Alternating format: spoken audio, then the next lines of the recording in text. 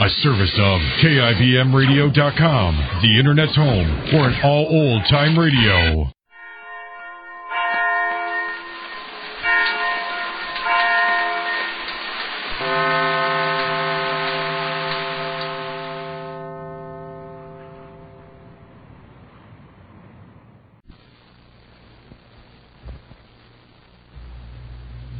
And now for our story. Max Tilley is charged with the killing of Benjamin Carter. It is the ambition of that keen young special prosecutor, George Hinkler, to make this the fastest trial in the history of the state. From what transpired yesterday between John Davis and Prosecutor Hinkler, it looks very much like Davis had started an undercover campaign against Max. Meantime, Max reluctantly agreed to accept the counsel of Peter Clinton, the famous criminal lawyer, to fight his case. But how is Mary Sothern taking all this? We shall see presently, as our story opens today at the Sanders home, where Mary is feeling very tired and worried about Max, while Viola is trying to comfort her. Oh, maybe I ought to make you some tea, Mary. No, Viola. Isn't tea I need. It's an assurance from Max. No, see, I know how you feel about him. I was telling Burberry this morning what a shame it was two fine people like you and Max should have so much trouble when you don't deserve it. Sometimes I wonder, Viola, how much we get of what we deserve and how much we don't. I always say get them before they get you. Get who, Viola? You know, all these nasty people in this town who are saying things about Max Tilley. Oh, I know, Viola, but we can't keep people from talking. But they've got no business turning against Max like this. Well, that's what I don't understand. They're saying such terrible things. Dear, I don't know why he had to go to Carter's hotel that night. Life seemed to be working out so nicely, and that terrible mute. Oh, dear Mary, you mustn't cry. Dr. Benson said you mustn't get worked up so. It ain't good for your condition. Seems that everything's piling up, and I can't do a thing to help Max while I'm this way. But didn't the doctor say you'd go to the trial if you kept getting better? Yes. If only I could keep from worrying about Max. You mustn't worry about him. He still has friends. Oh, but he's in jail. I don't even know if he has proper legal advice. I do hope Mr. Clinton takes his case. I heard Burberry say Mr. Tilley didn't want this big-time lawyer to go to bat for him. Are you sure of that, Viola? Are they keeping things from me? Well, I don't know. Oh, Mary, it's only gossip, I'm sure. There's so much going on around town about a case a person don't know what to believe. But here he is, my own husband, and everybody else seems to know more about it than I do. Don't worry about that, Mary. That happens in the best of families. Those looking in know more about what's going on, so they think, than those on the inside. Something doesn't happen pretty soon for Max. I'm going to get right up out of this chair and take care of his case myself. No, I wouldn't do that, Mary. You know what the doctor said. I know they'll let you know something soon. Yes, Viola. I must be patient. You'd better go see what the babies are doing and have Burberry prepare a nice basket lunch and see if he can get it into the jail to Max. Will you be all right if I go? Oh, yes, I'll be all right. But come back when you're finished. Okay. I wonder who that could be. Well, never mind. Whoever it is right at home. Come in. Well, little sunflower, how are you? Oh, Daddy, I'm so glad to see you. What news? About certain Max Tilley? Please don't tease me now, Daddy. Yeah, you must be calm now. But Max, Daddy. No, Max is all right. He's eating his 2 squares a day and beating everybody in the jail in Pinappa. Won $1 off the sheriff last night, and he's getting ready to hold it. But Max's trial. They told me this new prosecuting attorney. What's his name, Hinkler? Yes, that's the man. Well, is he going to make an example out of Max like they say? Oh, no. I suppose he does. He can't do anything more but give him justice. Oh, but how justice is interpreted sometimes, Daddy. I never thought of that. Oh, but Max knows what he's doing. Well, Daddy, What about John Fowler's famous lawyer friend, Mr. Clinton? Did he and Max get together on the case? Yes, after a while. What do you mean? Well, Max had to accept him first. Max had to accept him? Mm-hmm. A famous lawyer like that? You can't tell. Sometimes a country hit can do pretty good by himself. But this Clinton seems to be a good fellow. He's got a trick or two up his noggin. Oh, thank heavens, Max has a good attorney at last. I don't know. Max still thinks he ought to fight his own case. Oh, but Daddy, that's ridiculous. I don't know about that. But why do they want to rush the trial through so fast? It isn't fair to Max. He can't get his evidence together in time. Oh, it's some fool idea of this young prosecutor the governor sent down. He wants to make a record or something, but... I wouldn't worry much. You know, you can push things only so fast in this here town and county. Daddy, do you understand what all of this rumor's about? That Max is not a fit citizen and shouldn't be in the bank and an important businessman here in Sanders? I don't know, but I can guess pretty well. If you spit on a toadstool and it springs up into a big tree, you'll find John Davis under it. You mean John Davis is doing that? I see a sneaky hand in all of this. No, Mary, I only got a minute to stay. I just wanted to bring you word from Max. He's all right now. And I want you to know if you think Max ought to say he was crazy when he did that. No. Right off, I'd say he ought to tell it straightforwardly and tell the truth. I was confused, I'm sure, but I can't believe he is insane or was temporarily insane. Why? Just wanted to know. I ain't decided myself yet which way you ought to plead. I wanted your opinion on that. Let me think it over, Daddy. Sure, Mary. It's not one of them snap judgment things. You seen Phyllis all day?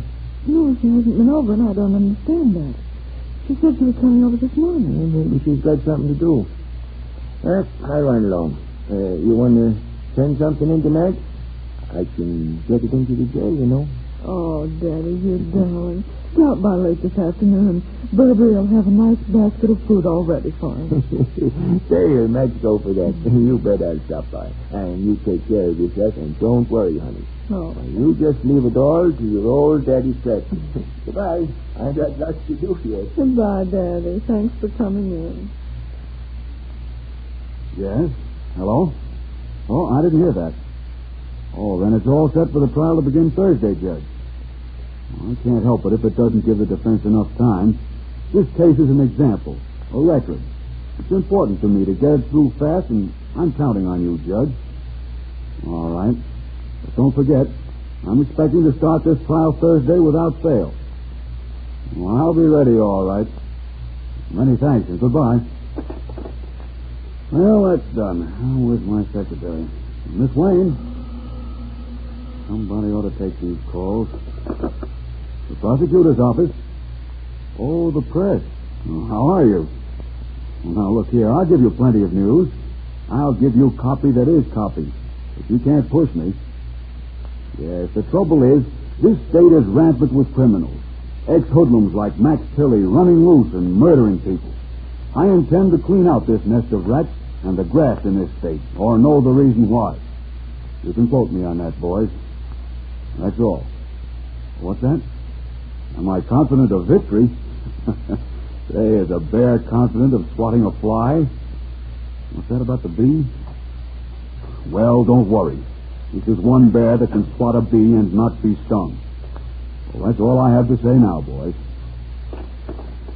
Oh, well, young lady, what can I do for you? Why, I just came in. There wasn't anyone at the desk outside. I don't know what's happened to my secretary, but that's all right. Sit down, won't you? Thank you. What can I do for you? I'm Phyllis Stratford, Max Tilley's sister. I understand you're the famous prosecutor who's going to try his case. Well, if you put it that way, I'm glad to meet you, Mrs. Stratford. It is Mrs., isn't it? Yes, Mrs. Danny Stratford. Well, Mrs. Stratford, I'm not going to be on your brother's side in this matter. You seem to be a very charming, a very nice young lady. But I'm sorry to say I can't say that for your brother. I'm going to have to send him to the electric chair, I'm afraid. And it will be good riddance to this community. Oh, you can't mean that, Mr. Hinkle. I know Max has done many things, not exactly legal, but anyone who knows him certainly wouldn't say that he was that bad. Evidently, you and I don't talk to the same people. About everybody in this town I've talked to feels relieved that your brother is behind bars. Oh, that isn't true. They've just been stirred up by malicious gossip and petty hatred. Why, some of the very people who are condemning him today will be the first to shake his hand if he is freed. Well, that may be. But I'm not interested in that. I'm interested only in upholding the law. And that's my duty. I'm afraid I can't do much for you, Mrs. Stratford. But you've got to listen to me. You mustn't be too hard on Max. He didn't know what he was doing. Max was out of his head. And you can't send a man to death when he's not in his right mind. You mean, he might prove to have been out of his head when this killing happened? Yes, that's quite possible. That's very interesting, Mrs. Stratford. Very interesting. I'm glad to know that. Then you will help him? I'm afraid I can't give you any such promise today, Mrs. Stratford. But thank you for calling. What did the smart young prosecutor Hinkler mean by that remark? I'm glad to know that. Did Phyllis unknowingly give away an important defense clue to the prosecution? Prosecutor Hinkler seemed to be quite interested in the possibility of Max's mental condition. And we can be pretty sure we'll hear more from him along that line before the trial is many days old. Be sure to listen to tomorrow's exciting episode in the Life of Mary Sothern, brought to you by the makers of Heinz Honey and Almond Cream.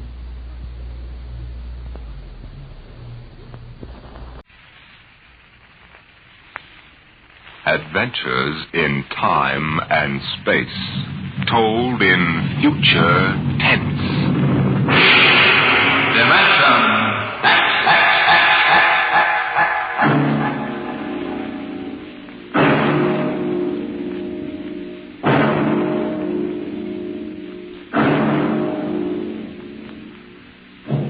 Can you predict the future? Can you tell what will come in 100 years? Or in 10? Or in the next minute? Tonight we present two ventures into the unknown. Two fantasies of the future, chosen from the works of one of our most brilliant young science fiction writers, Ray Bradbury. First, his story entitled, There Will Come Soft Rains.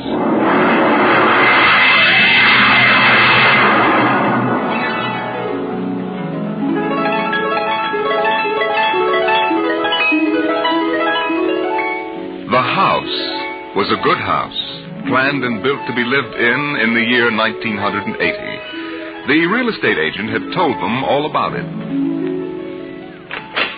Now, this is the bedroom. Of course, it contains all the latest devices, self-warming blankets, and, there's a brand new feature.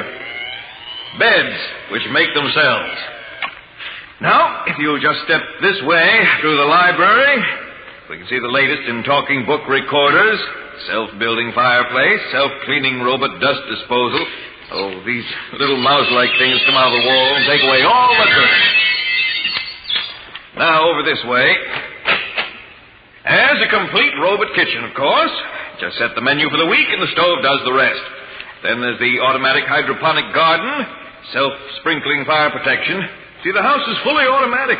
Why, you could go away for a year and it would run itself.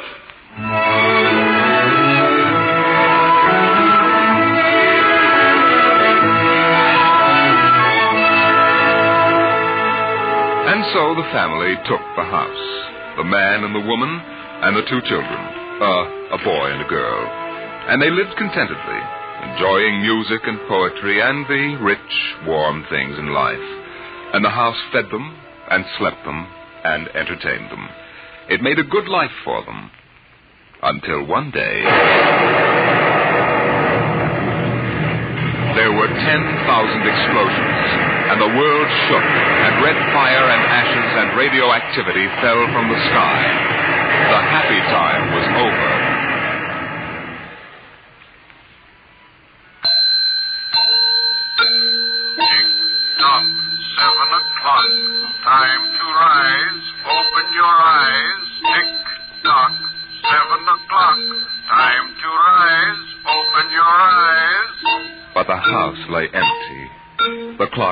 the empty morning.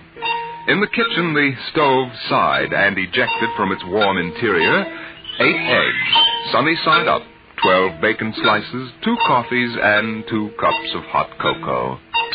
7, 9, breakfast time, come and dine, 7, 9. Today is April 28th, 1985. Today, remember, is Mr. Featherstone's birthday. Insurance, gas, atom heat, and electricity bills are due.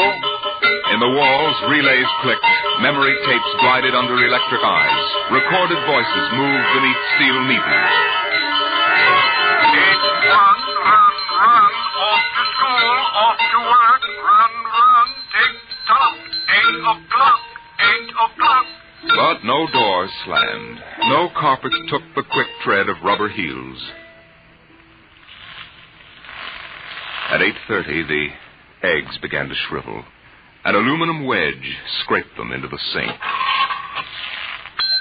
9:15, time to clean, 9:15, time to clean. Out of the wall, hundreds of tiny mechanical mice darted. The rooms were acrawl with small cleaning animals, all rubber and metal. They sucked up the hidden dust and dirt and popped back into their burrows.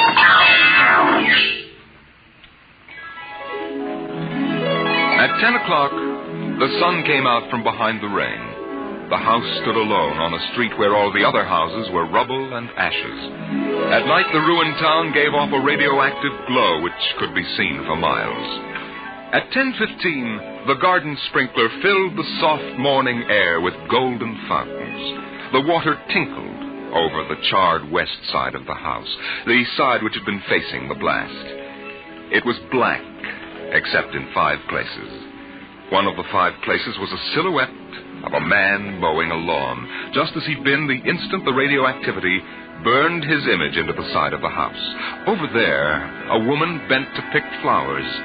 Still further over, their images burned into the wood, where a small boy, hands flung into the air, higher up the image of a thrown ball, and opposite, a girl, her hands raised to catch a ball which never came down. 5 people. 5 spots of paint. On the front porch, the dog whined and shivered. The front door recognized the dog's voice and opened.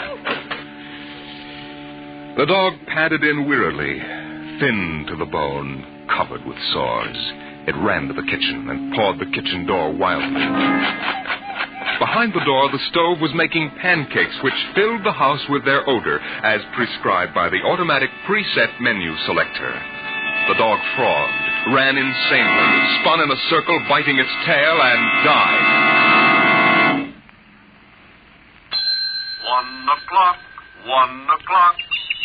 Delicately sensing decay, the regiments of mice hummed out of the walls, soft as blown leaves, their electric eyes glowing. 1:15.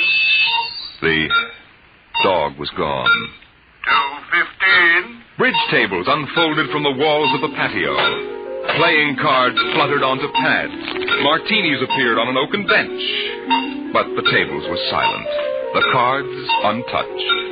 5 o'clock, 6 o'clock, 7 o'clock, 8 o'clock, 9 o'clock. Dinner was made, ignored, flushed away. Dishes were washed. In the study, the tobacco stand produced a cigar with half an inch of gray ash upon it, smoking, waiting. The hearth fire bloomed out of nothing. 9 o'clock, 9 o'clock. The beds began to warm their hidden circuits, and the phonograph spoke from beside the fireplace. Mrs. McClelland, what poem would you like to hear this evening? Mr. McClelland? Since you express no preference, I shall select at random from among your favorites. Sarah Teasdale, There Will Come Soft Rains. There will come soft rains, and the smell of the ground, and swallows circling with their shimmering sound, and frogs in the pools singing at night, and wild plum trees in tremulous white. Robins will wear their feathery fire, whistling their whims on a low fence wire, and not one will know of war. Not one will care at last when it is done. Not one would mind, neither bird nor tree, if mankind perished utterly. And spring herself, when she woke at dawn, would scarcely know that we were gone. The phonograph finished the poem. The empty chairs faced each other between the silent walls. At 10 o'clock that evening, the house began to die.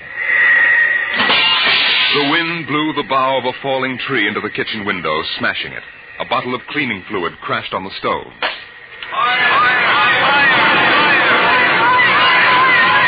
Water pumps shot down from the ceiling.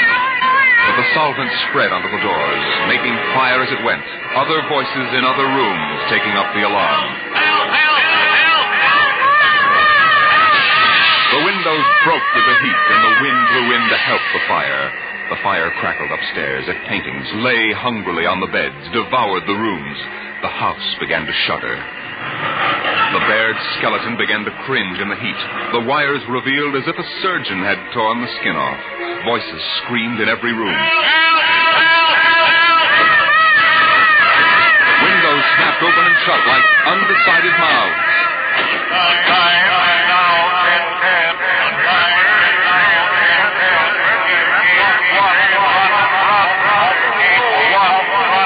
A thousand things were happening at once. Like the interior of a clock shop at midnight, all the clocks were striking, making a merry-go-round of squeaking, whispering, and rushing. In the kitchen, the stove hissing hysterically was making breakfasts at a psychopathic rate. 10 dozen pancakes, 6 dozen loaves of toast. Then, there was silence. The film spools were burned out. The wires withered and the circuits cracked. Then the house began to breathe its last. The beams began to give at the foundations. Long cracks appeared in the concrete. The seams were burst from the heat. And finally, with a huge rumble, it crashed into dust and rubble.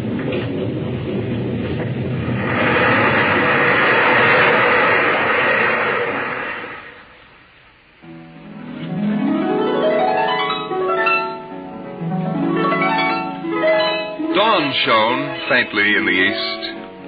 In the ruins of the house, only one wall remained standing. And within the wall, even as the sun rose to shine upon the burning rubble, a voice spoke again and again and again. No one would mind, neither bird nor tree, if mankind perished utterly. And spring herself, when she woke at dawn, would scarcely know that we were gone. That we were gone. That we were gone. That we were gone. Today is April 29th, 1985. Today is April 29th, 1985.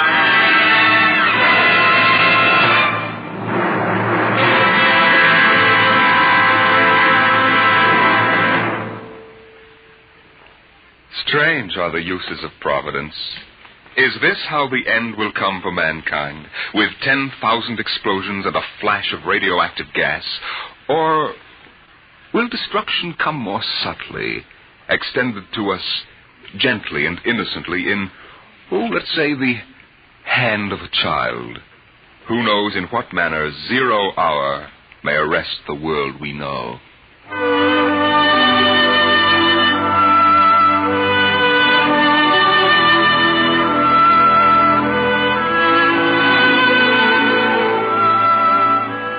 It was a perfect summer day in the year 1985. The streets were lined with green, peaceful trees. Businessmen sat in their quiet offices, taping their voices or watching televisors. Rockets hovered like darning needles in the blue sky. There was the universal quiet conceit and easiness of men accustomed to peace, quite certain that there would never be war or trouble again. There were no traitors among men, no unhappy ones, no disgruntled ones.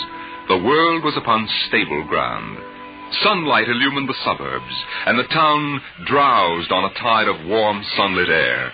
On the lawns, the children played, catapulting this way and that across the green grass, shouting at each other, holding hands, flying in circles, climbing trees, and laughing. And in the homes, busy mothers prepared for the evening arrival of their husbands. Excuse me, Mom. Good heavens, Mick, what's all the excitement? We're playing a game, Mommy, the most exciting game ever. What are you doing in that cabinet? I need the tools from Daddy's kit. Your father may not Oh, like... I'll take good care of them, Mom, I promise. Very well. Don't you lose anything. Oh, thank you, Mom. You want a glass of milk? Can't start now, Mom. What's the name of the game, Mink? Invasion. Invasion. What will they think of next?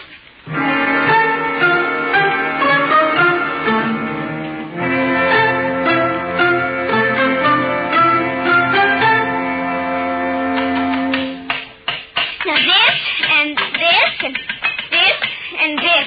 Now put that there and bring that over here. Oh, no, you ninny. Now get back while I fix this. There, they want it this way, see? Here, just let me fix it. Oh, Mink, it's that smarty pants Joseph Connors. Don't let him play. He's 12 years old. Don't worry, I won't. What you playing, Mick? None of your business, smarty pants. I want to play. Can't. Why not? You're too old. Just 'cause you're only 8. No, you'd only laugh at us and spoil the invasion. Make him go away, Mink. Go away. This is my backyard. Now, who wants to play with you and your old fairies anyway? They aren't fairies. Nuts to you. I don't want to play anyway. Good riddance. I'm glad you didn't let him play, Mink. He'd only laugh. Now, we better talk to Drill and get some more instructions, Art. Now, here's your pad and pencil. Where is Drill? Drill? Hey, Drill. Drill? Well, he's in the rose bush, I think.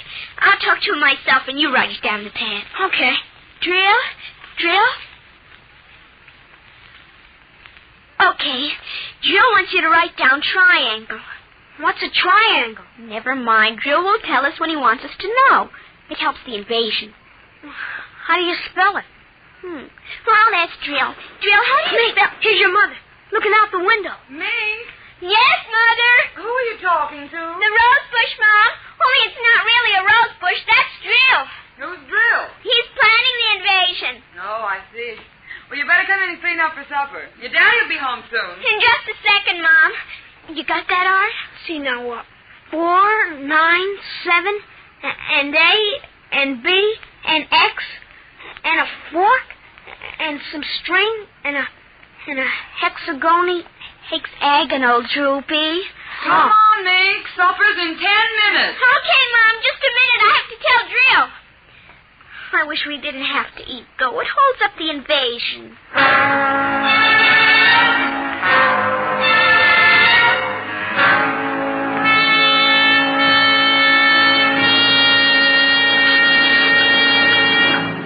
Mink, for heaven's sake, slow down. You'll choke on that tube. I can't, Mom. It's a matter of life and death. What's a matter of life and death? The invasion. What invasion is that? Oh, just some silly game the children have been playing. Well, whatever it is, Mink, it'll wait until you've finished your supper, I'm sure. I don't want any more. You barely touched anything. Oh, but Drill is waiting for me, Daddy. Drill? Who's Drill? He lives in a rose bush in our backyard. Imagination, Henry. Such nonsense. I've got to run now. You'll sit through dessert, young lady. Oh, gee, Daddy. And while you're at it, tell me more about this new game. It's Martians invading Earth, Daddy. What? Well, not exactly Martians, Daddy. They're from... Well, gee, I don't know. From... Oh. And from inside that little head of yours. You're laughing at me. Drill said you would. You'll kill Drill and everybody.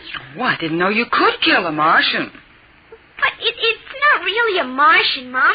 Maybe he's from Jupiter or Venus, even. Imagine. They couldn't figure out a way to attack the Earth. We are impregnable.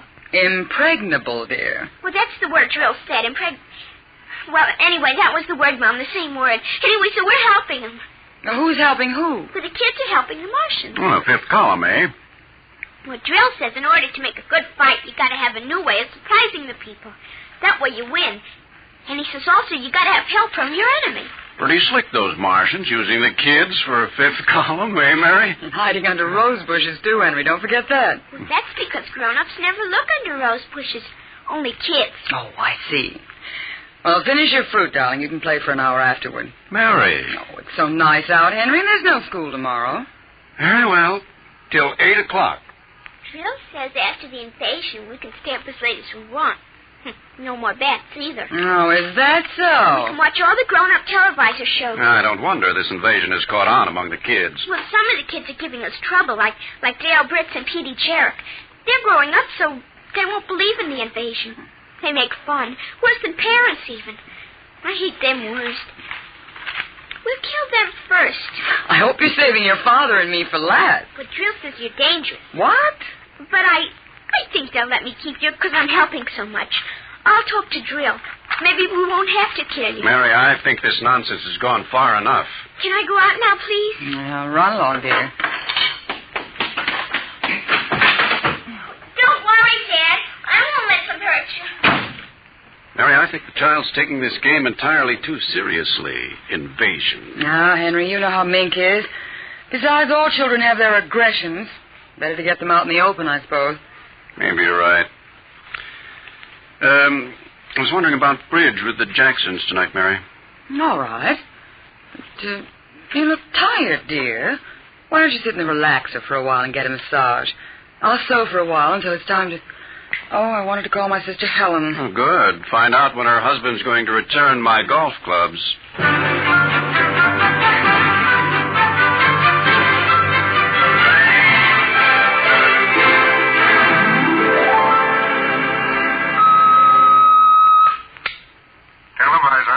Would you please connect me with Mrs. Helen Rogerson on Channel 72Z, Pittsburgh, Pennsylvania. What is your channel, please? 817X, New Rochelle, New York. Thank you. Just a moment. Go ahead. You can see your party now. Hello, Mary. How are things in New York? Fine, Helen. How are things in Pittsburgh? You look tired. Oh, I've been having a terrible time with the children. Sick? No, just underfoot. They've got a new game that's got me just about crazy. It's called Invasion. Did you say invasion? That's right. Well, isn't that strange? My Mink is playing it, too. My boy Tim is all involved with some imaginary fellow named Drill who's running the invasion. Must be a new password. Mink likes him, too. How do you suppose these games start? My backyard looks like a scrap drive. They've got every conceivable kind of mechanical gadget arranged out there. I talked to Josephine Schiller in Boston, and she said her kids are wild about it, too. It's sweeping the country. Remember when it was the Roomba? Please, dear, I'm not that old. Mommy! Oh, please, Minky, I'm on the televisor. Come on, see your Aunt Helen. Hello, Mink. Hi, Aunt Helen. Look what I've got. What is it, honey? Well, it's the yo-yo. Look when I unroll it. See? Well, Helen, look, it vanished. Where did it go? Into another dim... She means dimension. I say the darndest thing. My Timmy brought one home, too.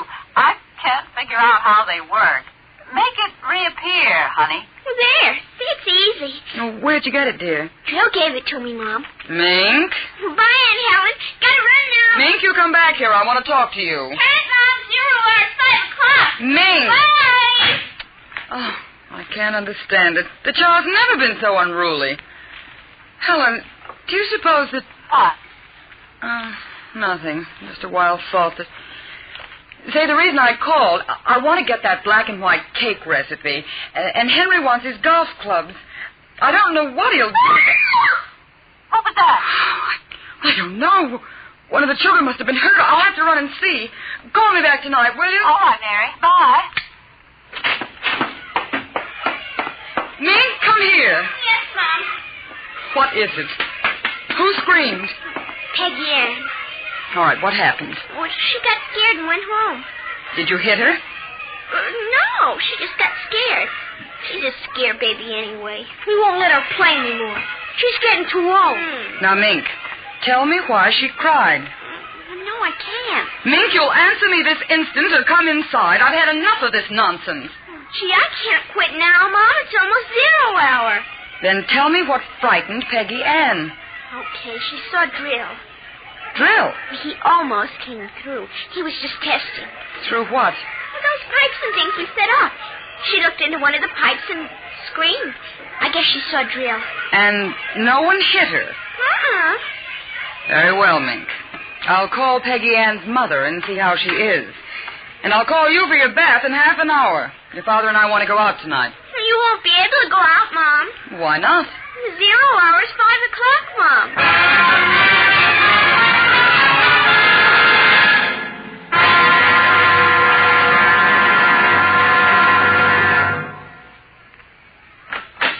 Hello, dear. Oh, you home already, Henry? Yes, I thought I'd relax a little before we went to theater.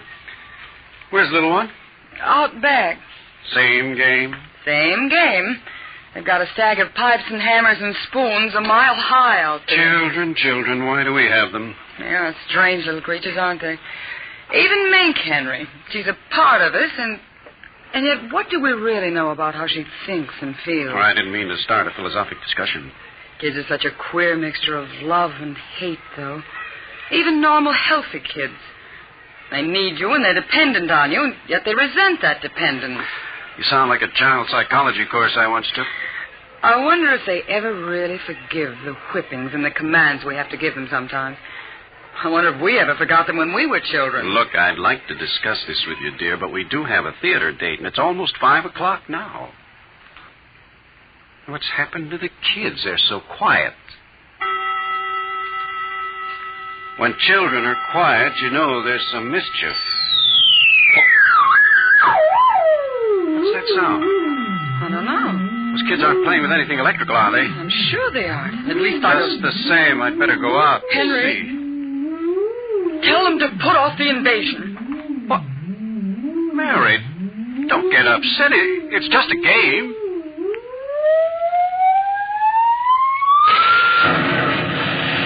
Good Lord, what's that?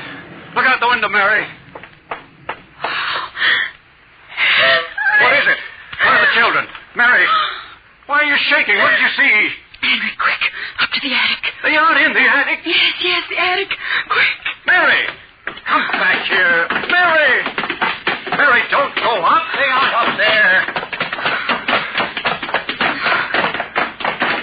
Mary, you out of your mind? There's no one up here. Quick, shut the door. Lock it. But there's nothing up here. What is wrong with you? Mary, come to your senses. What are you talking about? I saw it through the window, Henry. It was horrible. What? It is an invasion. For heaven's sake, let's get down out of this attic and talk this over sensibly. I want to find out if Mink is all right. She's all right. I saw her. She was leading them around the corner of the house. Leading who? The kids? Shh. It's nothing. Oh, listen. Listen. Huh? The front door. They're coming. Good Lord, those kids sound like 50 men with boots on. No, not men. Oh, please, God, don't let them find us. Don't let them please, God. I don't understand. Who's there? Shh, don't shout down here. Who's down there? I demand that you answer me. They're coming. The whole house is shaking. Who's there? Please, be quiet. They might go away.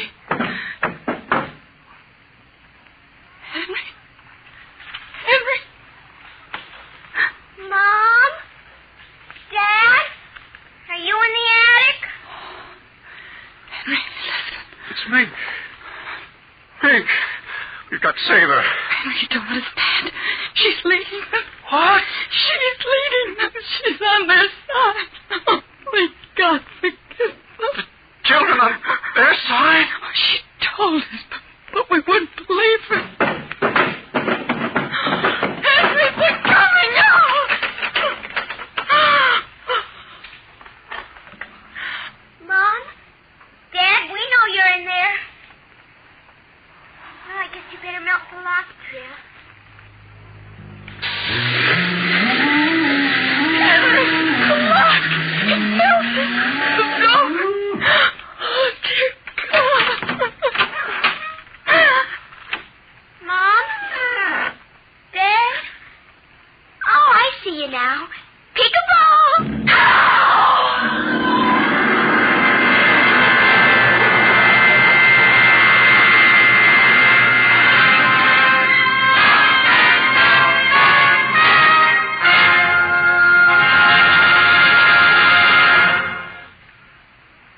just heard another adventure into the unknown world of the future.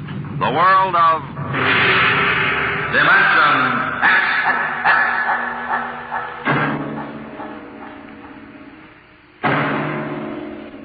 Next week, Destination Moon, a preview of the movie which is soon to have its world premiere in New York, telling the Robert Heinlein story of man's first trip to the moon.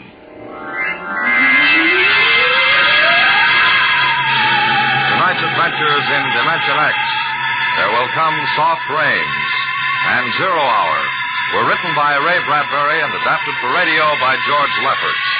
Featured in the first story as narrator was your host, Norman Rose. The leading players in 0 Hour were Denise Alexander as Mink and Rita Lynn as the mother, Roger DeKoven as the father. Music by Albert Berman. Engineer Don Abbott. Dimension X is produced by Van Woodward and directed by Edward King. Robert Warren speaking.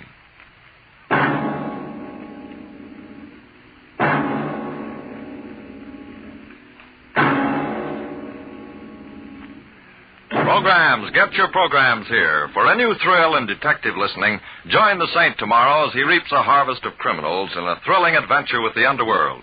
Make the Saint a Sunday listening habit and keep tuned thereafter for adventures of the greatest detective of them all, Sam Spade.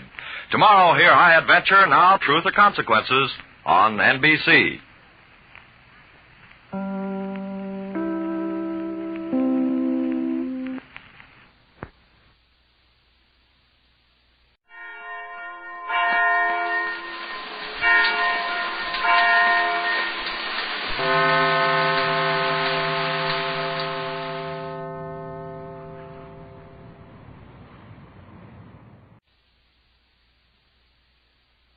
Adventures in time and space, told in future tense.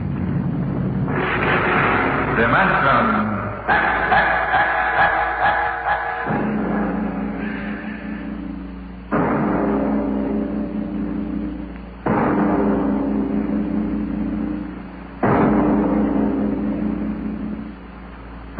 Man has always dreamed of conquering the barrier of the atmosphere. The problem is on the drawing boards of aeronautical engineers and atomic physicists.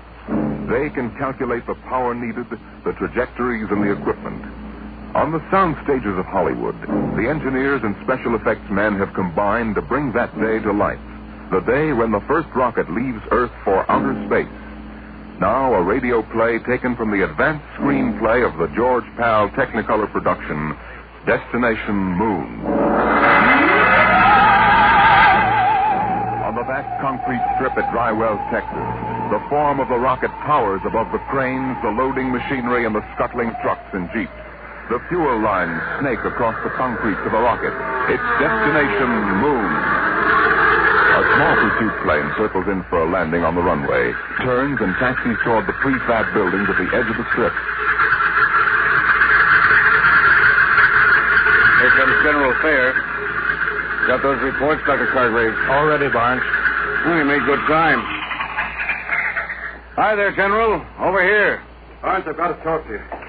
You just made it, General. Everything's running smooth as a clock. We ground test in 20 minutes. Come on over to the office. What's the matter? Come on, Barnes. Something happened in Washington? Something always happens in Washington. Let's have it straight, General. Our application for a test license was denied. Denied? I'll quote. In the opinion of the commission, should the engine fail structurally, the dispersal of radioactive material would mean danger to the surrounding area. But we've evacuated the blast No area. use, Barnes. The commission is pretty sensitive about public opinion. The Galavan newspaper chain has been after our scalp. They got mine anyway. What do you mean? I've been retired. Fair. You got a job for next general? Pretty handy with a lug wrench. They can't do that. Where would the Air Force be if you hadn't kicked them into using the jet jet engine on pursuits? It's not as simple as all that. One-star generals can't go into the Department of Defense and pound desks. I did. Some of those old mossbacks would still be using horse cavalry if they could get away with it. Now, this ship will work. I know. I built it. I don't suppose we'll ever know. The mission won't reverse itself. Wait a minute. Cargraves, ship's all ready, isn't it? Except for minor installations, yes. General, I've been building and flying ships by the seat of my pants since they had piano wire between the wings. Now, this baby either works the first time Or she doesn't. What do you mean, Bond? The commission refused permission to ground test, right? Yeah? All right. We won't ground test. Cargraves, what's the next astronomical optimum? 3:47 tomorrow morning. We'd better get busy then. We've got just 17 hours to get that ship ready. And then we take off for the moon.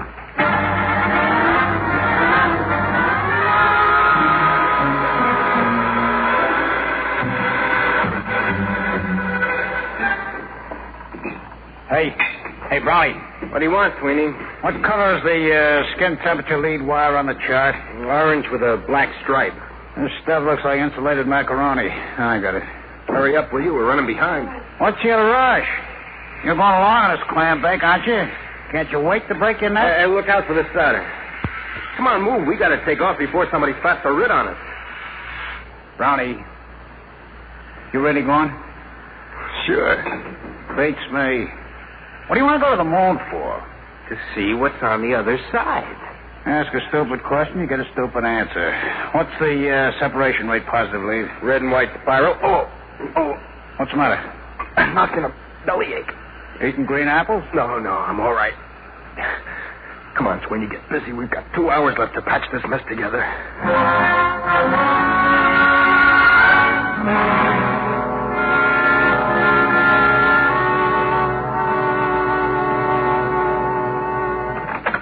Mr. Barnes. Oh, what is it, Sweeney? It's Brown. They just took him to the hospital. They what? Well, is he all right? He will be after they cut out his appendix. There goes our radio, man. So there's no chance of finding a substitute? No, it's special equipment. Brown installed it himself. I've got it. Barnes here. What? Well, we'll have to delay the take of a month. Okay, goodbye. We can't, General. That was Hastings at Dry Wells.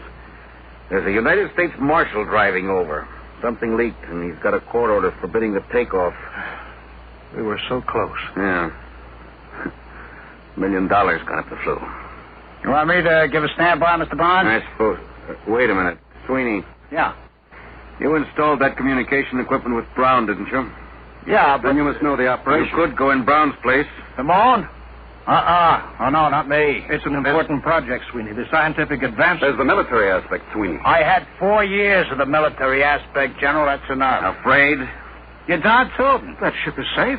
Maybe, maybe not. But, Sweeney... Look, you guys aren't going to get anywhere pressuring me. Maybe you got reasons to go to the moon. You, Mr. Barnes, you got $1 million tied up in the ship. It's your scientific baby, Doc, and the General's out on a limb in Washington. Well, what's in it for me? And that's no way to talk, Sweeney. It's an important advance for the whole world. You pardon the expression, baloney. Sweeney. I work on a scientific theory, too, General. Hooray for me, you look out for yourself. I ain't going. I don't like to say this, but this isn't the time to consider yourself, Sweeney. This country's defense hangs on being the first to develop space travel. Somebody else, not me. There's nothing I want on the moon. All right. We'll take care of that. Sweeney, I'll offer you $10,000 bonus and a 10% royalty on the ship patents out of my cut. Barnes. It's no use to me unless we get off before that marshal gets here from Dry Wells. Well, Sweeney, you'd be rich enough to retire. You could take it easy the rest of your life. Well, now you're talking my language, Mr. Barnes. Okay. When do we leave?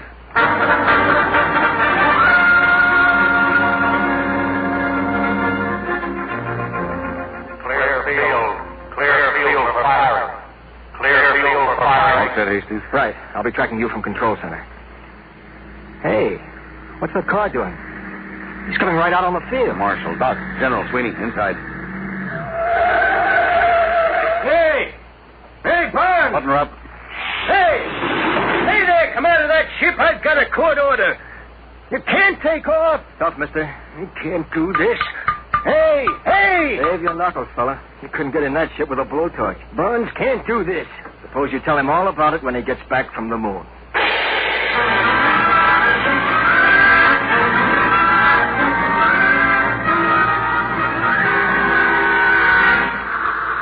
Sweeney, warm up your communication circuit. Yes, sir. Calling traffic, Shack. Traffic calling rocket to Sothern. Over. Get a clearance check. What is the clearance, traffic? Over. All clear. Dry Wells is ready for tracking. Over. Power ready. Communications? Yeah. Co-pilot. Automatics ready. Give the warning signal. Give me a time check on the computer. 034758. Stand by for count-off and firing. Stand by for count-off and firing. Roger. For check. 2, 48, 10. Check. Coming up 30 seconds. 29, 28. I'll lie back on the acceleration 7, couches. Worst pressures 6, will be over in 4 minutes. 5. Fine.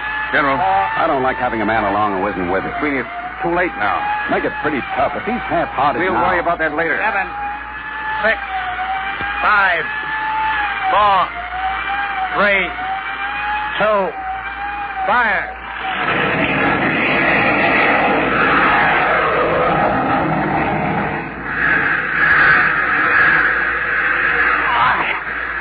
What happened? Noise. All gone. That speed of sound. Switch on televiewer. I can't move. That pressure switch is right under your finger. Go on. That's it. Time. 3:50, 12. Altitude, 2 miles. Get your sun goggles on. It'll be coming through in a minute. There's the dawn line. And the sun. It works. This thing really works. Yeah, look in the viewer. There's the Earth down there. Yeah. Time. 3:51, 10. Altitude, 20 miles.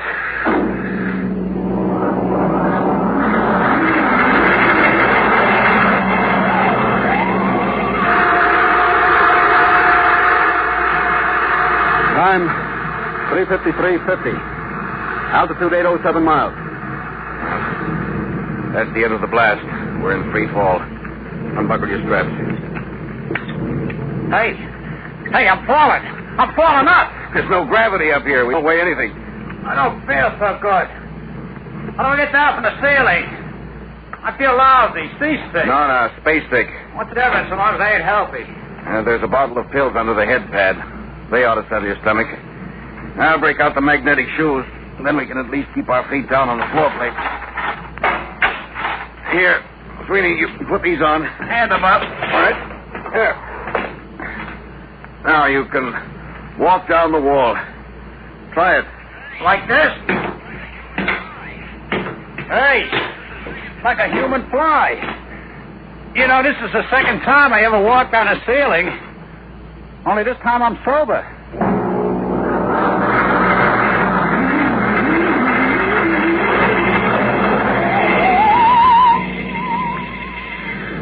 Hey, General, would you mind tapping that ham sandwich back and float it away from me? Feeling better, Sweeney? Yeah, I guess so. It's a heck of a note when your meal floats away from me before you eat it. Sweeney.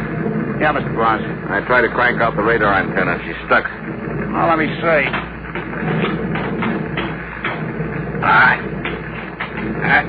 Stuck all right. I don't understand it. I greased it good. Grease? Well, no wonder it's stuck. It's exposed to outer space. It must be frozen solid. What's the idea, Sweeney? Didn't you read the engineering manual? Yeah, the flush fitting gets greased. Don't jump on me. Well, if we can't get that radar mast cranked out, we can't land on the moon. Well, it's all right by me. Don't you realize that half the value of this trip is in the landing? Geological surveys, radiation tests. Look, General, I told you before I started, this whole thing is slug nutty to me. Who wants the moon? They're trying to be first with the old Brooklyn Battery Tunnel. Sweeney, now, this isn't getting that mast fixed. Well, we've got to go outside in spacesuits and chip it loose. Outside? You mean outside the ship? You can't fall. You'll be in the same trajectory as the ship. Worst that could happen would be to drift away. Drift away? Don't bother getting one of them monkey suits for me. I'm comfortable in here. Sweeney, we've taken enough from you. We can't let one man endanger the whole project. You get out there in a spacesuit, or we shove you out without one. All right. Well, that's settled. You got us into this mess. You're going to help get us out. General, break out the spacesuits.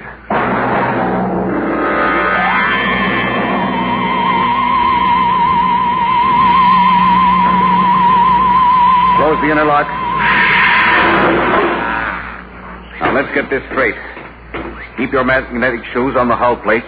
Your safety line's hooked. If you break loose, we won't be able to go after you. You'll hit the moon at 20,000 miles per hour and squash.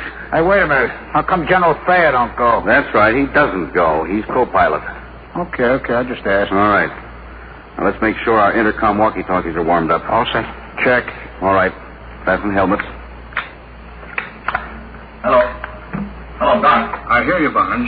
I'm okay. Check instruments. I'm going to pump out the lock.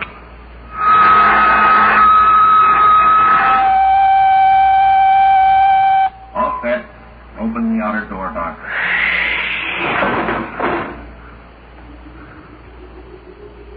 Look at that, will you?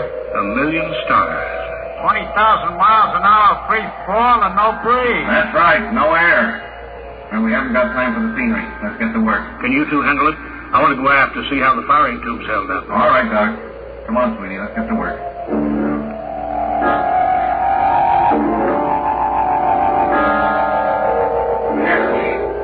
Loose now. Pull the mast out, sweetie. Slippery as a hog on ice. Yeah. Now let's get back. Suits me. That's the Earth up there? Western Hemisphere. You can see America. That dark strip against the light. Pretty far away, huh? Barnes. All right. What's the matter? Help, I'm loose. I'm drifting. Doc, what happened? My shoe magnet's pulled loose. There he is. The safety line broke. Hurry, help. He's too far to keep a line. Oh, he's cooked. We'll never get him back. Oh, General Thayer. All right, Barnes, I heard you on the control room speaker. I'm coming outside. Bring an oxygen tank. Got that? Right. Hurry. What are you going to do? Throw him a bottle of air and forget about him? Barnes, help. Now, all right, Doc. General Thayer's coming out of the lock. Where's Congress? 50 feet out and down to the left. Give me that oxygen tank. What are you going to do? Unhook my shoe first.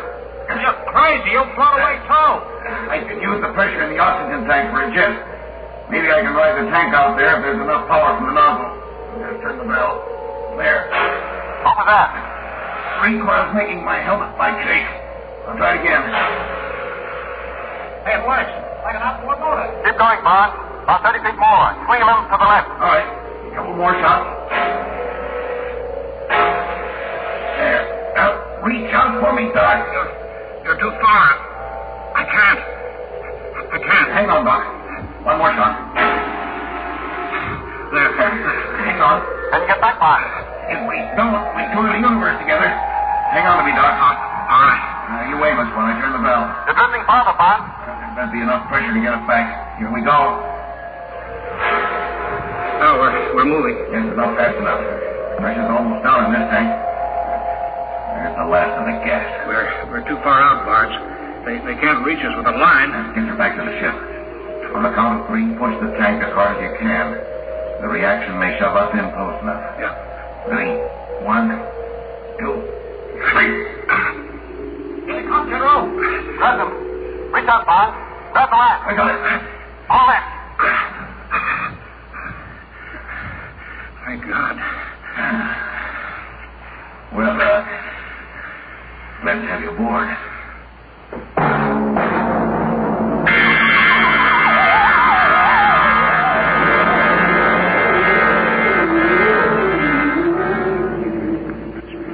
There she is.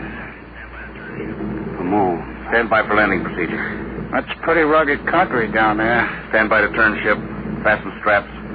Altitude Thayer. 27.3. All right. Turning ship. Hey, you're leveling off. You're turning too far. We'll go backwards. We land backwards. Use the jets for brakes. Holy smokes, you mean sit down on the tail? Ground speed 1.52. Stand by for deceleration. Now, fire. Radar. Closing is spotted. Give me view aft on the screen. Hey, we can't land down there. Look, mountains, cliffs. That's the crater Harpulus. We're heading for a smooth plane short of there. Don't look smooth to me. I'm going to kill our forward speed. Stand by. You won't clear the mountain. Give another blast. I can't. We won't have enough power to get home. You make that cliff on the right. Look out, we're going to crash. Barnes, blast. You've got right. Now. Automatic landing. Automatic in. Hang on for emergency landing. Stand by for the blast. Hold it. Now. Jack down. Get out your gyros.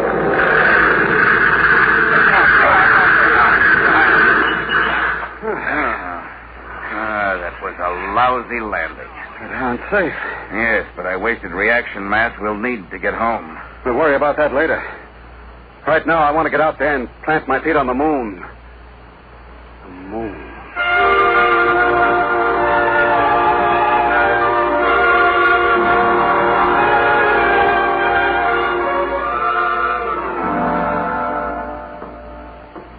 Ready to open the decompression lock? Check. And you're inside control, Barnes? Yeah. Sure you don't want to leave the ship? I'll be out later. I've got to contact Earth. All right, let's go. Open the outer door. All right, be sure you don't fall. You puncture your suits on the rocks, you're done. And look out for the low gravity. You'll weigh 1/6 what you did on Earth. All right, let's go. Hey, what is this stuff? Dust? Solid rock. Go ahead, Doctor. Explain it officially. Yes. In the name of the United States of America, I take possession of the planet Moon of and for the benefit of mankind. Well, let's now get down to business. Sweetie, you set up the astronomical camera. Barnes, what's the matter? Get back here, all of you, right away. We were just starting work. You've got to get back. I've been talking to Earth. We may not get off. We may be stuck on the moon for good.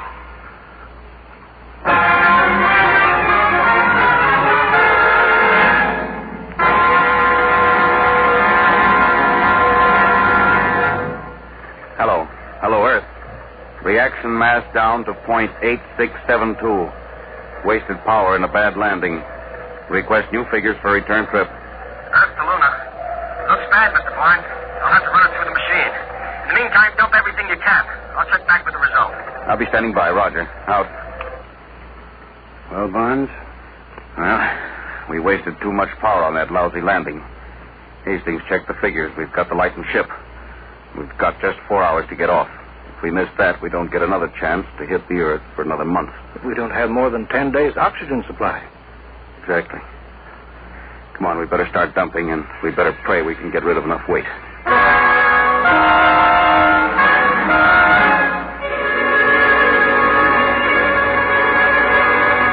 Acceleration pad 4, serial 706, schedule B, 14 pounds. Check. Give me a hand, Doc. Yes. Airlock's full. I'll put my helmet on and shove the junk out of the lock. Barnes, is that everything we can get out? 3 of the spacesuits will be dropped before we take off. How about the 4th? We'll have to keep that so we can open the airlock to shove the others out. I've got a removable bridge I could dump. You may have to, General. Well, Hastings is due back now with the takeoff figures. Hello, Earth. Luna calling Earth. All right, Mr. Barnes. We hear you. How much weight have you dropped? 4,003 pounds, Earth weight.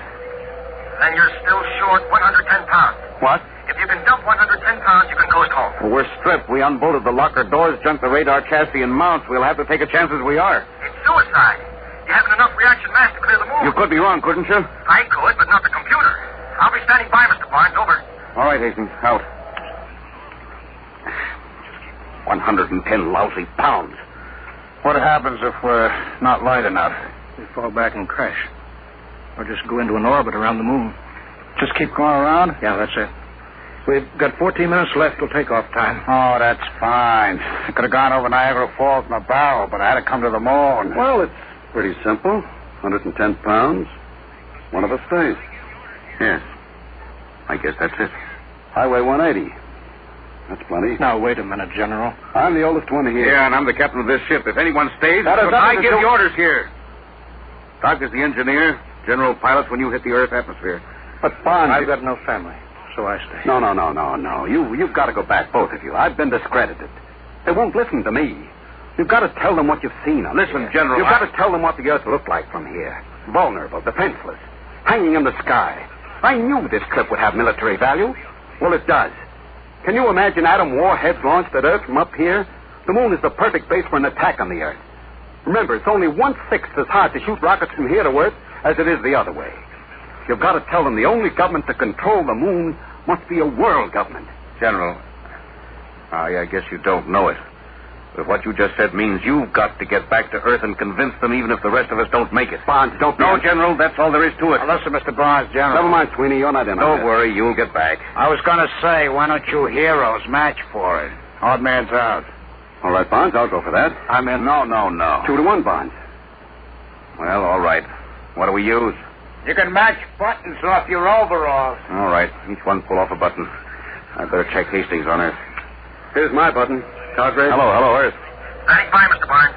We're working it out. One of us stays behind. What? We're matching for it. Check time. Well, it's only 110 pounds. Isn't that the... Check time.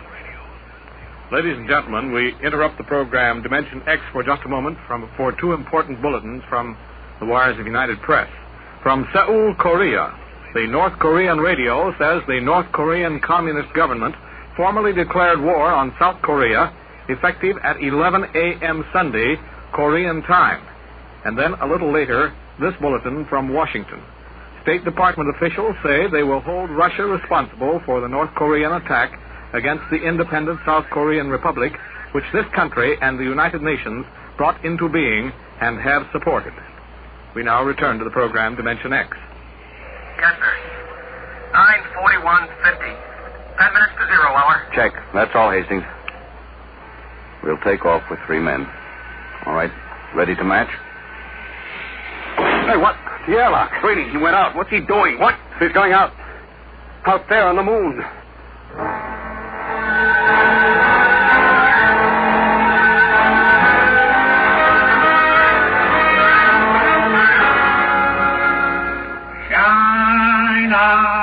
Shine on, Harvest. Hello, Sweeney. Can you hear me?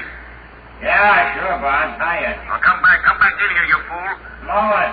It's nice out here. Come back, Sweeney. You're going home. Yeah, some other time. Remember me to the girls. Honey girls. Listen, Sweeney, come back.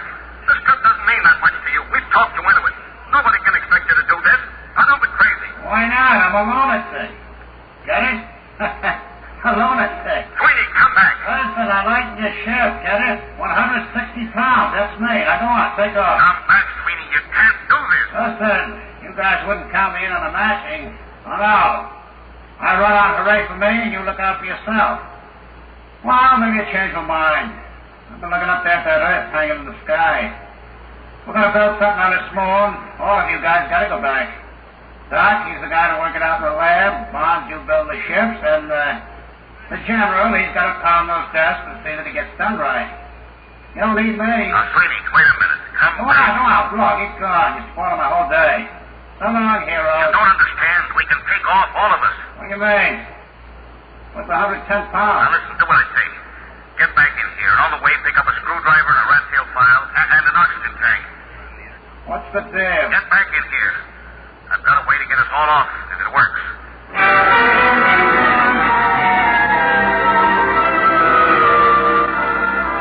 Now, Sweeney, we're reading you clear on the intercom speaker. You in the airlock yet? Yeah. Now, your spacesuit weighs around 70 pounds. Radio weighs 50. Yeah, but I can't open the outside door of the airlock without my suit. What are you trying to pull, Bonds? After you chuck the radio out, you file a hole in the gasket on the outer door. Got that? Then you tie your safety line to the oxygen tank, pass it through the hole. It hangs outside. You got that? Yeah. Then you close the outside door, get out of your suit, come in here. We close up, decompress, and open the outside door again. Oh, I get it. The tank closes so out of the lock. Right. And if it works, we all get home. Now, hurry now, Sweeney. 8 minutes to calculated takeoff time. 8 minutes.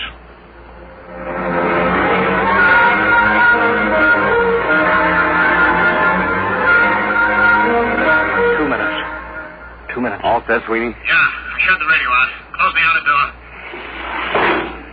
Air pressure up. I'm getting out of my suit. This doorway's pretty narrow, Bonds. If the suit don't clear, we're sunk. We'll have to take that chance. All right, here I come. All set. Close the inner door. Decompress. Now the outer door. It ain't moving. I can see it through the fog. Coming up 1 minute. 1 minute to take off. What if the suit caught on the intake? No. It's starting out. Get clear of that door, brother. Get clear. There it goes. We're in. 40 seconds. Close the outer door, Sweeney. Stand by for takeoff, everybody. 30 seconds. 29. Sweeney, 28. I don't think I could have done that. 26. Just walk out. Oh, baloney. I haven't got that kind of courage. 23. I'd have had to make a speech. A big, heroic speech. 20. 19. I didn't have the guts to just walk out. 17. No, it's 60. All right, stand by. 14. Communications? Fine. Just Andy. Co-pilot? 11, automatic set. 9. Stand by. 8. 7. 6. 5. 4. 3. 2. Fire.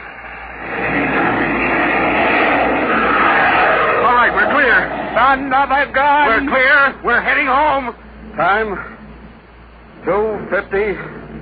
36. Destination, Earth.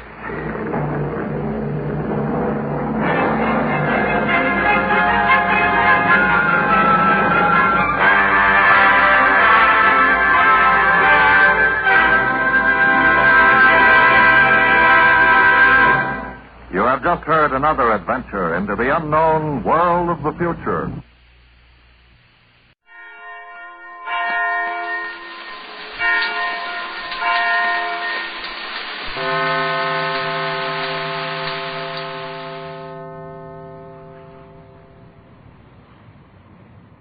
On the magic island of Euclidia, the Gregory party is learning more of the wonders of the place and learning them very rapidly. When their boat was pulled to the pier by magnetism, Mrs. Gregory and her daughter Joan, Captain Bradford, and Jerry Hall found no one to greet them. They know the Euclidean scientists expect their landing. It's very puzzling as they walk across the island, enter one of the automatic elevators, and descend to various levels, searching for G47 or one of his assistants. The mystery deepens as their elevator passes the 10th level, 100 feet below the surface of the sea and supposed to be the lowest level on the island. The elevator does not stop there, however, and we find them now 50 feet below the bottom of the island, 150 feet below the surface of the water, and still going down. Oh, gee whiz, Joan. How far down does this elevator go? I do not know, Jerry. I have only heard vague rumors of the Euclidean city below the ocean floor. But, Joan, you said something about modern Atlantis. Surely you don't believe there's a lost continent under us. Well, why not, Pat? The only people who refuse to believe the story of Atlantis are the same kind of people who said automobiles wouldn't run and airships wouldn't fly. But, why, it's tremendous, Tex. Yes, it's that all right. Well, Joan's lived on this island 14 years. I should think she'd know more about this. G47 and his men have not told me everything about Euclidia. I think we may see things of which I have never dreamed. Well, the only time I ever did see this kind of stuff is when I was dreaming. This elevator keeps going down. We must be nearly 100 feet below what we believe to be the foundation of the island. And yet we go down. Down into what? Well, whatever it is, it's been made by man. If these Euclideans can stand it, I guess we can. I am as greatly surprised as you are, Captain Bradford. My knowledge of Euclidia will be useless here. Well, whatever's going to happen to us, I wish it would happen quick. I'm getting tired going all in one direction in an elevator. We stopped. No, we started again. Something wrong here. We're tipping over. Hey, quit pushing me. But I am not pushing you, Jerry. Tex, we're falling. Hold steady. I think it's going to be all right. What's going on here? We're almost over on our side. This blame elevator is lying down flat. And it still goes. Perhaps we are now traversing a horizontal passage. Joan, dear, you think this elevator is traveling along a tunnel almost flat on its side? It is obvious, is it not? Well, golly whiskers. When their elevators are going to run like this, I wish somebody'd tell me so I could get on top. I'm all squashed. Well, it is a little uncomfortable, Jerry, but we'll be all right. Yeah, it's swell for you. You're on top. But I'm getting all the wind knocked out of me. I think our position is changing again. Why? Hope we don't have to stand on our heads. No, Jerry. We're tipping back to an upright position. Queer things, these Euclidean elevators. Much too queer for me. Me, too. I like my elevators running up and down. Is it not logical to have them also run horizontally? Yes, dear. It's probably logical, but it's also upsetting. We seem to be almost on even keel again now. Yeah, I can tell that. I can get my breath. But how long is this weird ride going to continue? I have no way of determining that. We're going at a terrific speed now. Wherever we're going, it shouldn't take us long to get there. Have you any idea as to our direction? Not the slightest. We're going down. Of course, Jerry. We all know that. What Mother meant was our direction from the center of the island during our progress along a level plane. I wouldn't know. We just passed another control of some type. I hope we don't start upside down now. We are stationary. What? Huh? Joan's right. We've stopped moving. What? So we have. Then I'll bet it won't be long until something else happens to us. That is probably correct. No, I know it is. These Euclideans don't let much time go by without trying one of their tricks on you. Well, we've evidently arrived at our destination. Right, let's get out. Do not open that door, Captain. Why not? I do not know why you should not. But it is well to remember that when the Euclideans wish you to pass through a door, That door is opened for you. You mean we just stand here in this little steel coop until somebody lets us out? Precisely. It may be safer, as Joan suggests. No doubt of that, but I hope they don't keep us in here too long. I'd like to know where we are. Well, we're somewhere near the Magic Island. You can sure tell when these Euclideans are running things. Everything always happens, so you can't figure it out. I think I'll take a chance and open this door. I wish you would not, Captain. Oh, please, Tex. If Joan is worried about it, surely we can spare the few minutes it may take for someone to come and let us out. All right, Pat. Yeah, maybe take a few hours if they don't want to see us right away. The door is opening now. Yes, look. The door is opening, and no one is touching it. Well, that's merely the usual procedure around here. Well, I'll say it is. After a few weeks in this island, you get too lazy to open doors for yourself. This one is certainly opening without human aid, and I think it's time for us to leave. Yes, let's get out before this thing decides to take us back up to the surface. Huh? Say, this looks just like those passageways up in the island. The construction is obviously the same. We are in a corridor of the transparent steel. And I suppose that on either side of us someone is watching through those walls. Probably. Well, they can't hurt us any by watching. Well, which way do we go? You know as much about it as I do, kid. I think we should proceed as we are going. Okay, Joan. Straight ahead. This series of hallways seems to stretch endlessly in all directions. Hey, that noiseless paint again. Right, Jerry. Our footsteps don't make a sound. Apparently, the Euclidean devices are much the same here as on the surface. What is it called, Joan? I have heard it referred to as a modern Atlantis, but the actual designation is Euclidia. Oh, the same name as the island, huh? Obviously. You're not very certain about things down here, are you, Joan? I am not, Captain. This is my first visit, and I heard it discussed but little. Well, it's a mighty big place, if our walking means anything. We can't even depend on that, Jerry. For all we know, we're walking in a circle. That is possible. Well, even a circle will bring you back to your starting point. We'd better off at that elevator, and we are wandering around in endless halls. Oh, this is a fine thing. Here we come 4,000 miles to see people that we know want to see us, and when we get here, we can't find anybody. It is indeed strange, Jerry, but I think it is being deliberately done, probably to impress us with G47's complete contempt for us. I'm sure of that. It doesn't require any more demonstrations to make me feel absolutely helpless when I'm around this weird place. How long do you think we should keep up this aimless walking, Tex? Tex? Why, Tex! Golly, Whiskers! The captain is gone. But where? No place. But he's gone, Jerry. Well, I mean, there's no place he could have gone. Joan, dear, what does this mean? What's happened? I do not know, Mother. Tex was walking right along here with us a minute ago. He was beside me, or at least I thought he was, and then I spoke to him. And when I turned, he wasn't there. Well, let's stand still a minute and try to figure this out. Well, let's do something. Do not allow yourself to become excited, Mother. Excited when a man who was walking at my side suddenly disappears? Joan means it won't do any good to get excited. We'll figure this out. We'll just keep cool like I am. And... You must be very cool, Jerry. You are shaking as if you had a chill. Yeah, I was just... Well, oh, golly. We haven't passed a doorway he could have stepped into. The captain would not have done that without telling us. But he's gone, Joan. Well, maybe he turned off at one of those other hallways. I think not. The captain was with us until long after we passed the last cross corridor. Well, just the same, I'm going back and look for him. Now, don't get too scared, Mrs. Gregory. These Euclideans do things like this to you all the time. Nevertheless, I feel that Mother is right. We must retrace our steps and endeavor to discover what took place. Oh, okay. Back we go. It should be only a few steps. Oh! Yeah. Oh, he's right. Well, this is a solid metal wall. And yet this is the way we came. There is no other way. We reversed our direction, and the corridor is too narrow to permit a turn we didn't notice.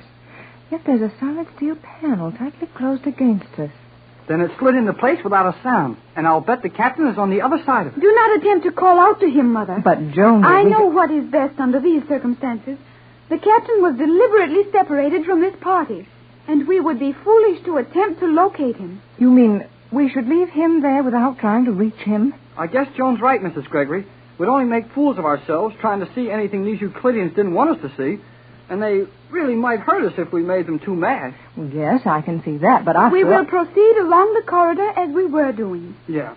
We sure can't do Tix any good, and we'd better try to get somewhere. Yes, but where? Well, just anywhere except this hallway. Jerry is wise, Mother.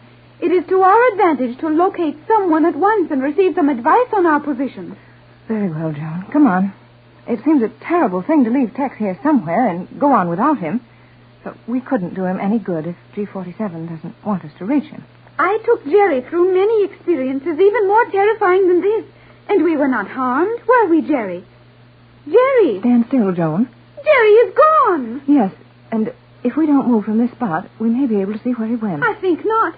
There was no sound, no disturbance. Yet Jerry has vanished as completely as if he were in another world. Yes, another world. Joan, we are in another world. A world that we don't understand. I'm going back and... Oh, that steel door wasn't more than a foot behind us. And Jerry is undoubtedly behind that partition. Well, I'm not going to stand for any more of this. They can come and put me in one of their cells if they want to. But I'm going to find out what's happening. Jerry!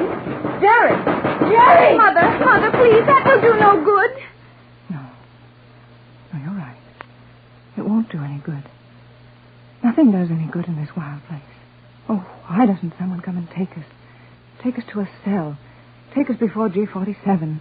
Do anything with us to get us out of this awful uncertainty. Come, Mother. We will proceed. Proceeding into what? That we will learn when the scientists are ready to have their wishes made known. We will walk rapidly and quietly. Yes, we'll walk. Come on, Joan. We'll walk like this, putting one foot before the other, walking heavily on a steel floor, yet making no sound.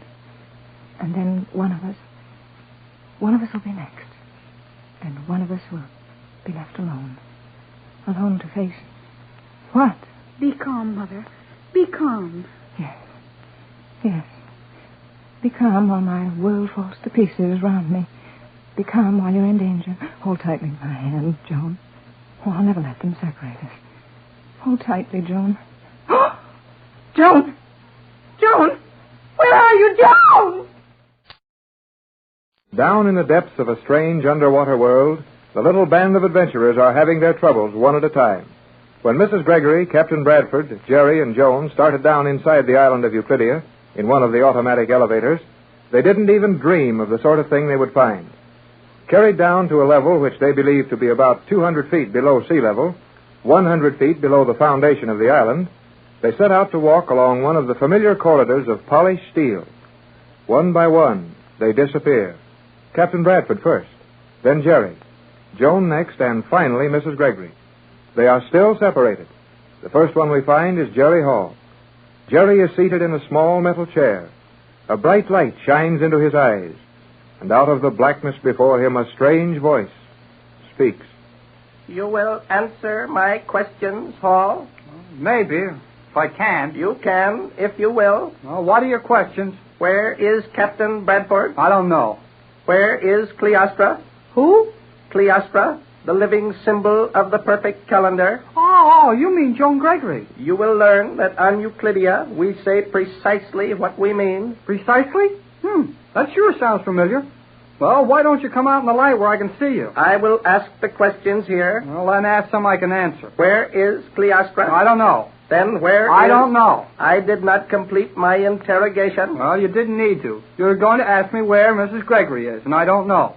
I don't know where any of the others are. Do you know where you are? Sure. I'm right here. You are very foolish, Hall. Well, I guess I am. Anybody's foolish that lets themselves get caught by a crazy bunch of guys like you've got on this island. You are not on the island. Well, under the island, then. You are not under the island. Well, maybe I am foolish. But we came down under the island, I'm sure of that. Did you come down a true vertical course? Oh, we come down a true... Oh, say, now look here.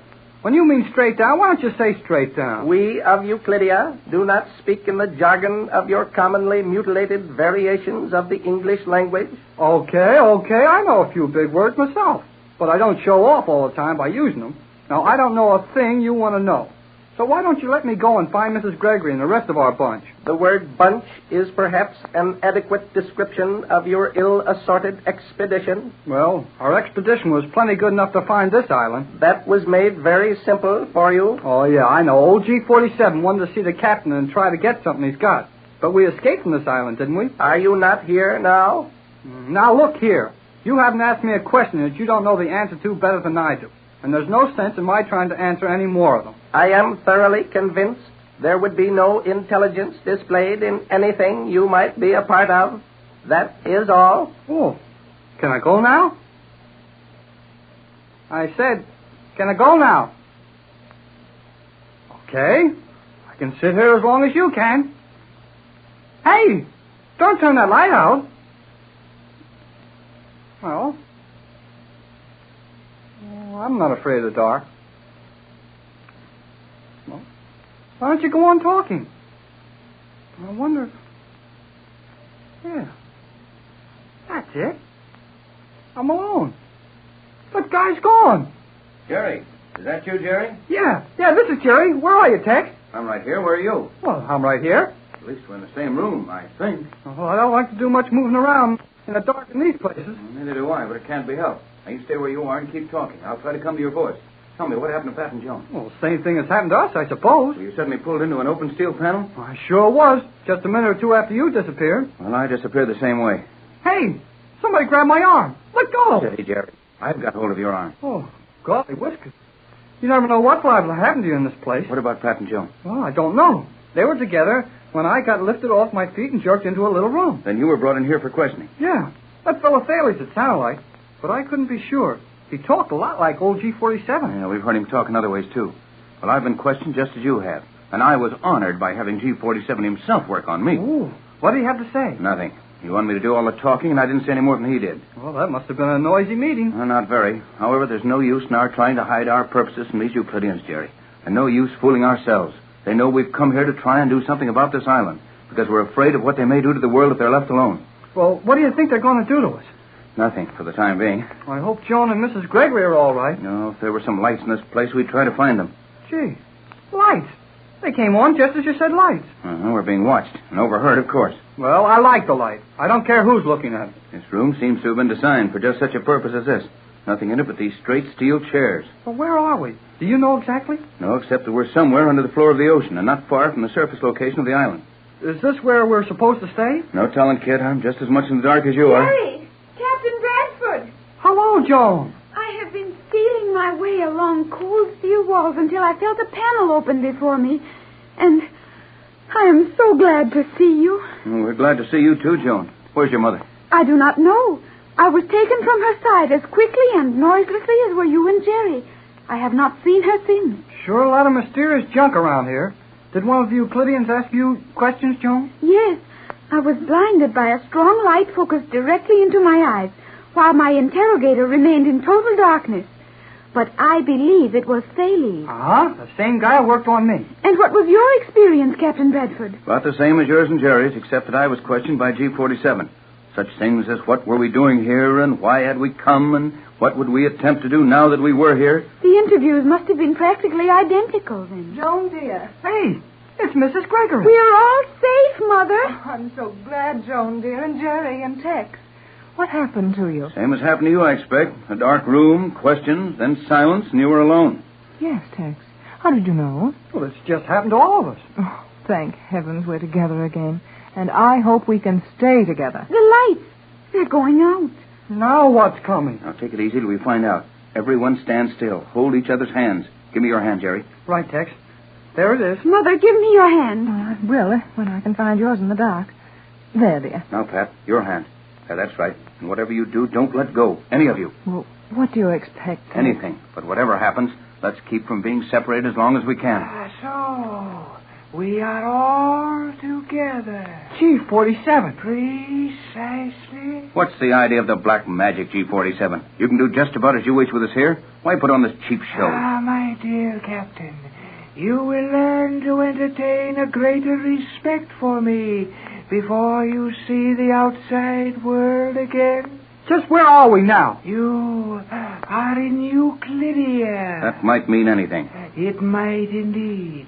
Now, you will answer some questions. What, again? Mrs. Gregory, what do you hope to gain by this visit to Euclidia? Hey, that's not G47. It is Thales, I believe. Where is your formula, Captain Bradford? My formula is safe from you. What were the materials you brought on your boat? What experiments did you hope to conduct here? The compounding of that formula by anyone except a scientist of Euclidia will seal your fate. Tex, just what I thought. We're only safe until they can force you to give up that formula. They'll never do that.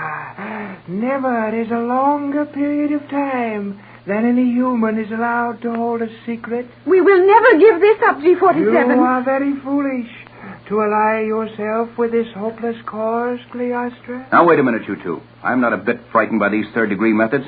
I can talk and reason as well in the dark as you can. I'm the only one of this group who knows my formula. The only one in the world. And the only written copy of the formula I destroyed when we were in Los Angeles. You can't browbeat any secrets out of the others, and you'll never get them from me. Good for you, Tex. We all feel the same way. Very heroic. However, your sweeping gestures have the weakness of all heroics. They have no value in the face of fact. But the formula is a fact, and my having it a fact. And is it not a fact that you would surrender the formula before you would allow harm to come to any of these others? Well? No, Captain. We are able to undertake anything with you. Yes, Joan, dear. But the four of us mean very little when the safety of the world is at stake. Do you think you 4 weak fools are of any value in the world? Well, as long as we can keep guys like you from running wild and upsetting all our countries, we're plenty of good to the world, and that's more than you are. We of Euclidia have knowledge that is priceless to your elementary world. That depends on your senses of values. We're going to do everything within our power to see that your vast scientific knowledge is not used to harm the world. No, never mind, Pat. We're only wasting our breath. Let's just let them talk, and when the time comes, we'll find a way to do the right thing. Does anyone in your world ever do the right thing? Hey, listen. That's the signal to submerge the island. That means we will not see the daylight for some time. The island is being submerged completely and will remain so until we have that formula. Well, we can stand it down here if you can. And in the meantime, there are warships from every nation in the world ready to come to this position and attack the island if we do not return within a specified time. That is interesting indeed. For those warships, we'll find only the crater of an extinct volcano. A volcano? Under the water? So that's where you got the foundation of the island. Precisely. The island was built in the crater of a volcano, and that made your excavations easy. Gives you plenty of space under the ocean floor. Several millions of cubic feet. Millions of cubic feet? In what? In Euclidia, where this room is located, where you are now more than 200 feet below the surface of the water. And this is the highest level of the city. City? I told you, Mother, I thought there was a city here. When will you let us see this place? You will be free to explore it at your pleasure tomorrow. It is not necessary to warn you that escape is hopeless. No, we can see that for ourselves. Anyway, we didn't come here this time to try and escape. You may go to your quarters when you so desire. And I suppose we've got to walk around here in the dark and fall over a lot of steel chairs trying to find a door. Hey!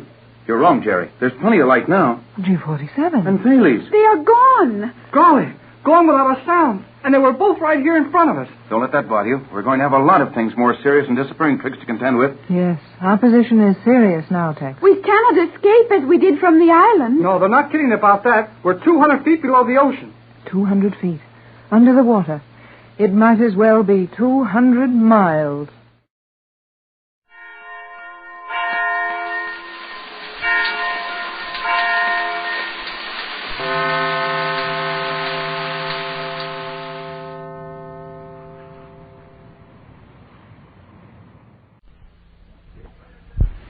His greatest enemy, intolerance. You know, gang, that old phrase, as much fun as a barrel of monkeys, is kind of out of date nowadays. Nowadays, it's as much fun as a collection of pet comic buttons. Yes, sir, that new second series of comic buttons that come in packages of Kellogg's Pep is a barrel of fun. In the first place, there's the doggone smart looking, right on the beam. The full color pictures of your funny sheet favorites stand out like anything against the clear white background. Then there's the kick you get out of adding another button to your collection every time Mom opens a new package of Kellogg's Pep. And even more fun, swapping duplicates with your friends. As for strutting around, well, you'll feel like doing a jig when you wear your pet comic buttons pinned on your jacket or your dress or cap for everybody to see how many you've collected. And you know the best part is, these snappy comic buttons are so easy to get. You don't have to spend any of your allowance for them. Don't even have to send in a box stop. Fact is, you can't buy them anywhere. All you do is to look inside each package of Kellogg's Pep you open for your exciting prize. Ask Mom to get you lots of P.E.P. Pep, the Sunshine Cereal, made by Kellogg's of Battle Creek and Omaha.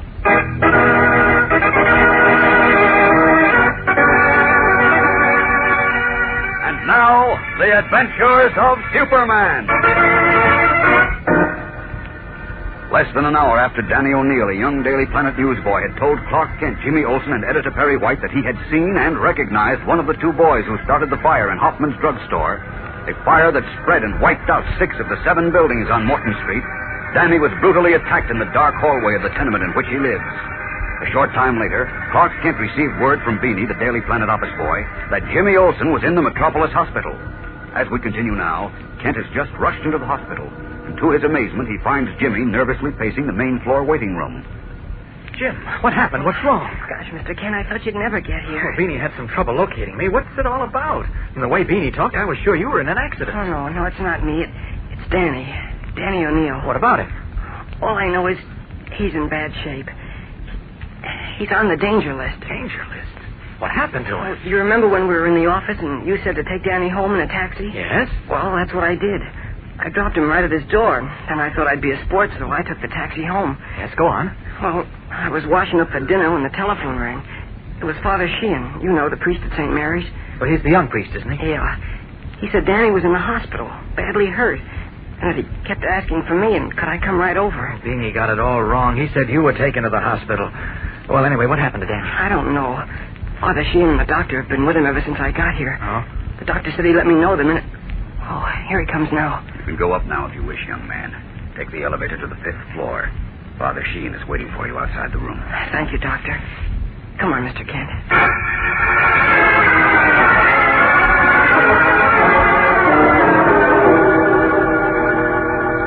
What happened to the boy, Father? From all indications, he was cruelly beaten in the hallway of his house. What? One of the tenants found him unconscious. Oh, golly. He's in pretty bad shape.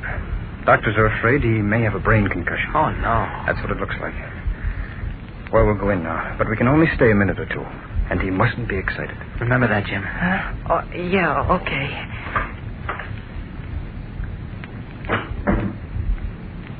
Danny, here's Jim. Jim and Mr. Kent. Hello, Danny. Oh, hi, Jim. Hi, Mr. Kent. Hi, Danny. What happened, Danny? They were waiting for me in the hall. I didn't even get a chance to fight back. Who was it, Danny? Muggs. Muggs and another kid. A skinny kid. They were laying for me. Okay, that's all we need to know. Look, Jim. What, Danny? My mother, Jim. I'm worried about my mother. She's all alone now, and those guys maybe will try to do something to her. Danny. Yes, Father? You trust me, don't you? Sure I do. Then don't worry about your mother.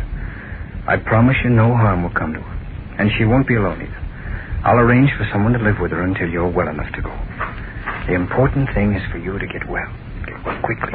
I think you'd all better leave now. He needs rest. Yes, of course, Doctor. I'll see you in the morning, Danny. Yeah, so will I. Thanks, Father. Thanks, Jim. Bye, Danny.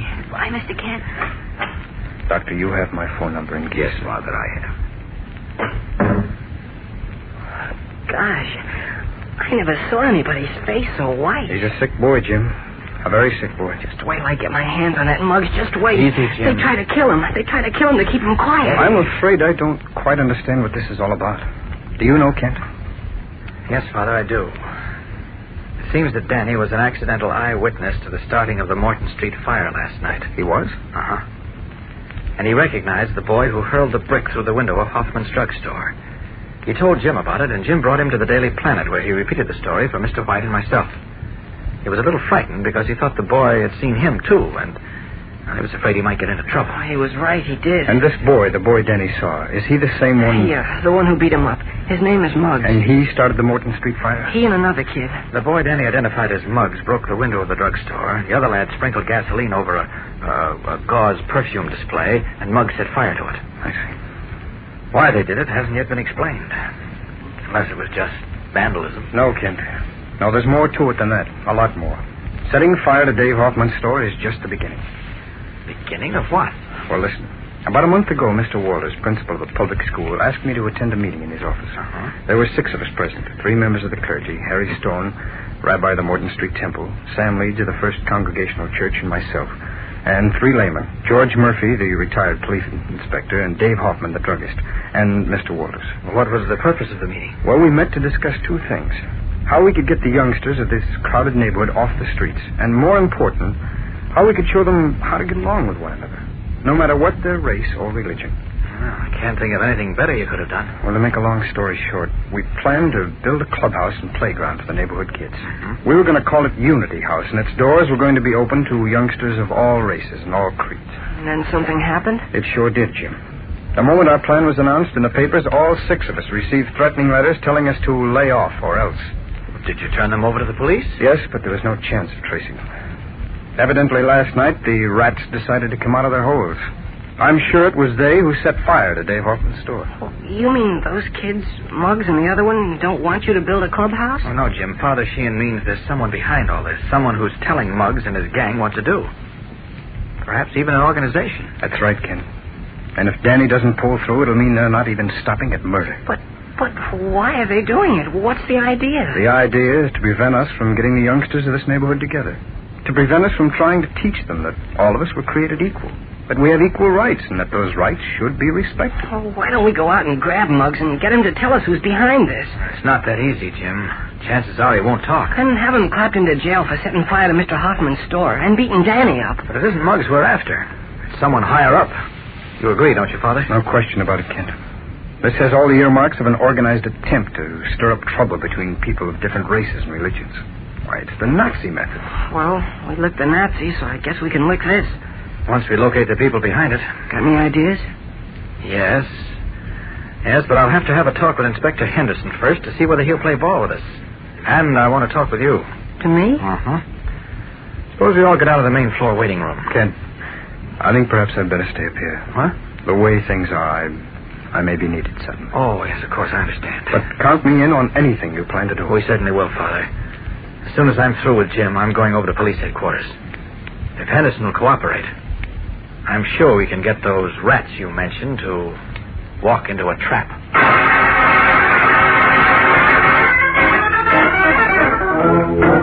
We'll return in just a moment for the climax of today's episode. Say, gang, here's something that'll hand you a laugh. It's that Lord Plushbottom button, one of the new second series of comic buttons that now come in packages of Kellogg's Pep. Talk about comical. Why, you'll start to chuckle the minute you see his old-fashioned eyeglasses and walrus-like mustache and high silk hat. And he has the silliest expression on his face. Yes, sir, Lord Plushbottom is sure on the beam when it comes to fun. And all the rest of those 18 new second series comic buttons, too. Maggie and Jiggs and Olive Oyl and Popeye and Andy Gump, Hans and Fritz and the Little King, Uncle Willie, Emmy, Rip, Winkle, Pop Jenks, and Superman, of course. Well, it's no end of fun adding to your collection and swapping duplicates with your pals and wearing your buttons on your jacket or dress or cap. And you know, the best part is, it's so easy to get these swell new comic buttons. You don't have to send in a single penny, not even a box stop. And you can't buy them anywhere. All you do is to ask Mom to keep you supplied with lots of Kellogg's Pep and look for your prize in every package. Yes, sir, there's a comic button for you every time you open a package of P.E.P. Pep, the Sunshine Cereal, made by Kellogg, the greatest name in cereals.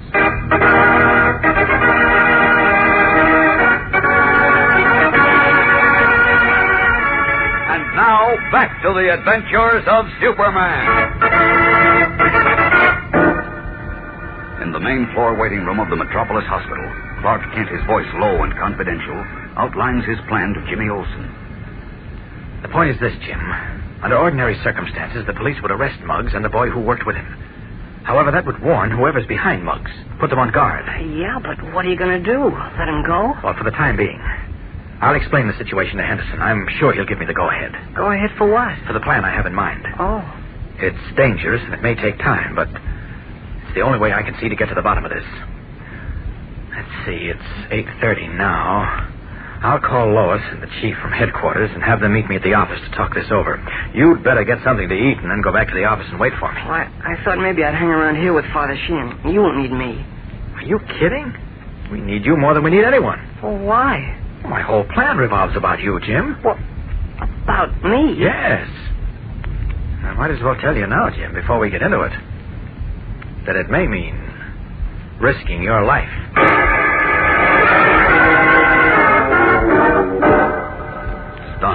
Jimmy Olsen stares at Clark Kent, eyes popping and mouth agape. What does Kent mean? What can possibly be the plan that he has in mind? The plan that involves the risk of Jimmy's life. Gang, there's action and excitement ahead as Superman squares off to do battle with a dangerous and unknown enemy, the breeders of hate. So be sure to listen tomorrow, same time, same station, for the episode entitled Danger Signal.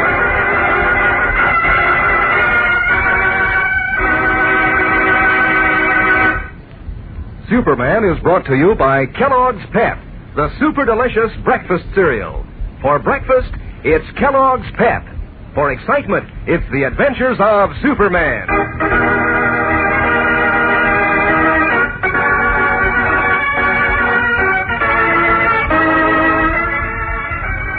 Superman is a copyrighted feature appearing in Superman DC Comic Magazine.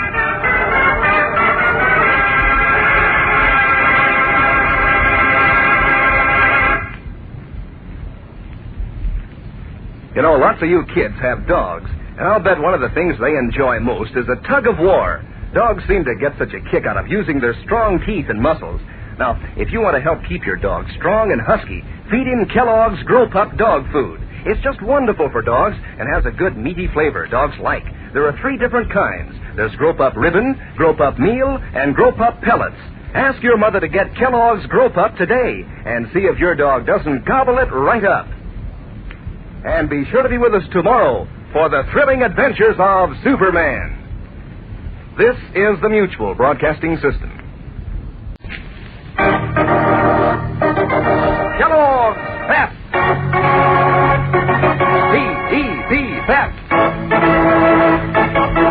Kellogg's Pep, the Sunshine Cereal, presents The Adventures of Superman. Faster than a speeding bullet. More powerful than a locomotive. Able to leap tall buildings at a single bound. Look, up in the sky. It's a bird. It's a plane. It's Superman.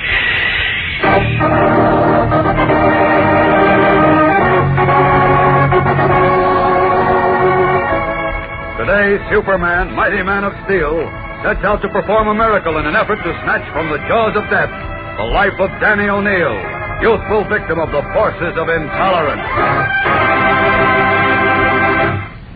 Say, Rusty, did you know my cousin Doris is sick in bed? Hey, that's a shame. Well, she's just got a cold and won't be out for a few days. But I've been trying to figure out something to get her to play with to help pass the time. Oh, yeah, that's a swell idea. Let's see. Say, I've got it. Buttons. Buttons? Sure, Doris is collecting that new second series of comic buttons from packages of Kellogg's Pep, same as we all are. We'll send her some more. Yeah, Rusty, but I don't Well, we'll see... take up a collection. Every kid can give up a duplicate button. But you kids have been swapping duplicates to get more for your own collection. Well, it won't hurt any of us to give up one apiece. For Doris, while she's sick... Well, how are you going to know which comic buttons Doris needs? Oh, you find out from her mother. This'll be a surprise. But I know for sure she needs a Superman, and I've got an extra one. I'll start it off with that. Hey, that's mighty swell, Rusty. Mighty thoughtful and generous, too. Because any fellow or girl, anytime, is doggone glad to add more of these new second series comic buttons to their collection. They're so smart-looking, really on the beam. Why, those pictures of your favorite comic strip characters look so real they could almost talk. It's a load of fun swapping duplicates with your friends, too. And are these buttons easy to get? You don't send in a single penny, not even a box stop. You just ask Mom to get you plenty of Kellogg's Pep.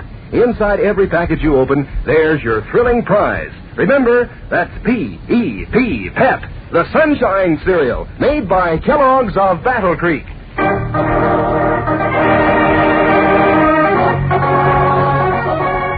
And now, the adventures of Superman. Convinced that the city of Metropolis is about to be swept by a wave of terror growing out of an organized attempt to promote religious and racial prejudice, Superman, in his guise of Clark Kent, mild-mannered reporter, has called a special night meeting in the office of Editor Perry White at the Daily Planet. It is a little after 9 when Kent, hurrying through the now deserted city room, opens the door of White's office to find Lois Lane, Jimmy Olsen, and the gray-haired editor waiting for him.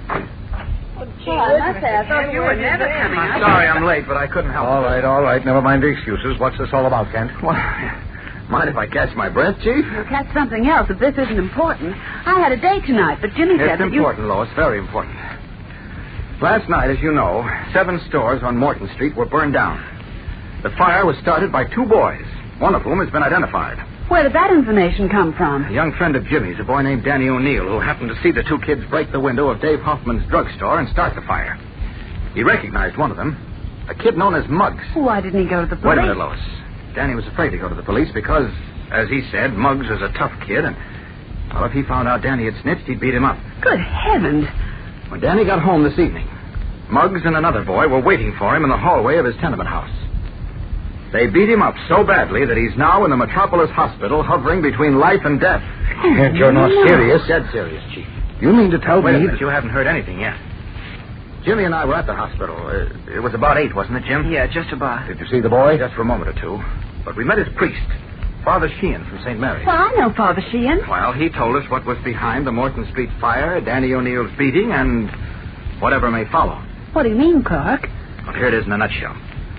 About a month ago, Father Sheehan, Rabbi Stone, the Reverend Dr. Leeds of the Congregational Church, and 3 laymen formed a committee to raise money to build a gymnasium and playground for youngsters of the neighborhood. Yes? They were going to call it Unity House and open its doors to every youngster in the neighborhood, regardless of race or religion. Darn good idea. And that's what they thought. But the minute it was announced, they all received threatening letters warning them to give up the idea if they wanted to stay healthy. Who wrote the letters? Oh, they were anonymous, but they evidently came from hate mongers.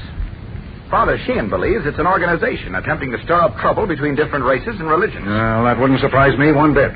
What's this all got to do with the Morton Street fire? Yes, you said 2 boys were responsible for the fire. Well, Muggs and his companion did the actual damage, but there was someone behind them, whoever wrote the threatening letters. And unless we take action, this thing's going to spread.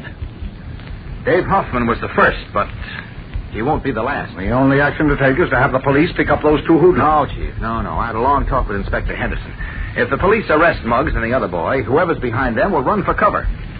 No, what we've got to do is use Muggs to get to the higher-ups. Henderson has agreed to lay off long enough to test my plan. And what's your plan? Well, it depends on Jim. What? On me? Yes. You see, my idea is to have Jim pose as a tough little hoodlum, scrape up an acquaintance with Muggs, and get into his gang. Are you mad, Are you crazy, Clark? Kent? How do you feel about it, Jim? Well, gosh, I don't know. Why, it's ridiculous. Why, Jimmy is just a boy. I won't Clark. permit it. No, wait just a minute. To begin with, you both seem to forget that Jim doesn't run copy anymore. He's a reporter, and he's grown up. In addition, he'll have plenty of protection. Police protection? No. The protection of Superman. Superman? That's right. What are you trying to pull, Kent? Not a thing, Chief. I've already contacted Superman, and he's more than anxious to help. Well, if that's the case, I still don't think Jimmy should be exposed to any danger. Could I say something, please? Sure, go ahead, Jim. Well, I just want to say that even if Superman wasn't going to help us, if Mr. Kent said it was all right for me to do it, I'd do it. Good boy, Jim. Clark, I think you're making a big mistake. Why, if anything happens to Jimmy, you'll be the sorriest man I ever saw. Hold it. Hello? Who? Yes, he's here. Just a minute. For you, Kent. Oh, thanks. Hello? Oh, yes, Father. Father Sheehan, it's about Danny. What was that? Yes? Yes? When did it happen? Oh, he's dead. Danny's dead. I see. Wait a minute, Jimmy. And he's the only one, eh? Uh-huh. Yes, I understand. Well, I'm not so sure of that, Father. We may be able to do something. Will you stand by at the hospital? I'll be in touch with you. Right. Goodbye. What is it, Clark? It's about Danny. Yes, he's taken a bad turn. Can't they do anything for him? Evidently not. He needs a delicate brain operation, and there's only one surgeon in the country who can do it. Well, what are they waiting for? Get him. I've got $100 saved up, Mr. Kent. Oh, it's not a matter of money, Jim. It's a matter of time and distance. Surgeon they need lives in Chicago, and unless Danny's operated on within, well, at the outside, 2 hours. It's worth the chance. What's worth the chance? Nothing. Who are you calling, Kent? Huh? Oh, the hospital. Well, you just said Just it. a minute, please. Hello, Metropolis Hospital? It's urgent that I speak with Father Sheehan immediately. Well, I think you'll find him somewhere on the 5th floor. That's right. And tell him Clark Kent is calling, will you? Thank you. Well, what are you going to do, Mr. Kent? Save Danny's life if I can, Jim. But, Clark, if the surgeon is in Chicago and the operation must be performed within 2 Hello? hours, I don't... Father Sheehan? Clark Kent. Yes, look, can you give me the full name of that Chicago surgeon? Well, get me his address, too, if you can. I'll hold on. Sorry, what were you saying, Lois? I was just saying that if the operation has to be performed within 2 hours, what's the use of even bothering? Excuse me. Hello? Yes? Dr. Ernest C. Henley. Uh-huh. That's C as in Charles? Right. Henley. You can't get the address? All right, well, never mind. Now, look, Father. It's 9:15 now. You tell him to get Danny up to the operating room and have him ready. Dr. Henley will be at that hospital before 11.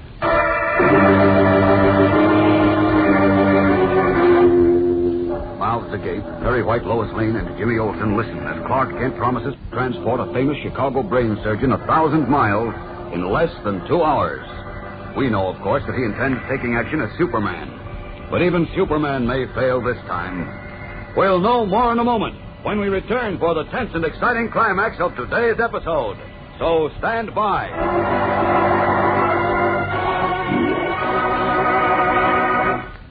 You know, gang, there aren't many prizes, or such dandy prizes, that you can get as easy as those new second series comic buttons that now come in packages of Kellogg's Pep.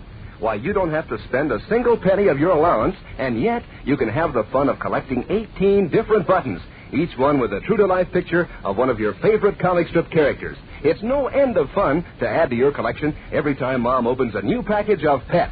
Fun to swap duplicates with your pals, too. And mighty exciting to wear all your buttons pinned on your jacket or dress or cap so everybody can see how many you've collected. And did I say these new second series comic buttons are easy to get? Why, you don't send in any money, not even a box stop. All you do is to ask Mom to get you some Kellogg's Pep. Then look inside the package for your prize. Get your comic buttons, gang, from P.E.P. Pep, the Sunshine Cereal, made by Kellogg, the greatest name in cereals.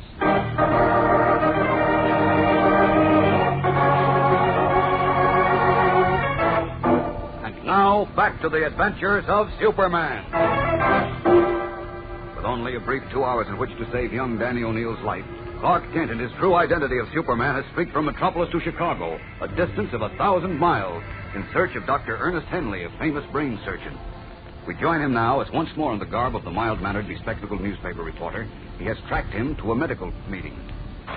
We have discovered that a cancerous agent, which we call a milk factor, can be transmitted. We definitely believe that... Now, what can I do for you, young man? I understand Dr. Ernest Henley is at this meeting. It's urgent. I'm sorry. Dr. Henley opened the meeting and left. That was about 8:30. Oh, Lord. Have you any idea where he went? Why, no. Wait. He did say something about joining his wife at the theater. They had tickets for a play. What theater, you know? I'm afraid I don't know. How many theaters are there in Chicago?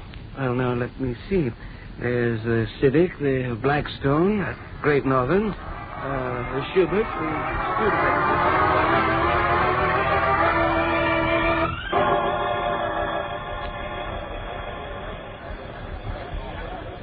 Excuse me, can you tell me whether Dr. Ernest C. Henley is in this theater? Henley? Yes, just a moment.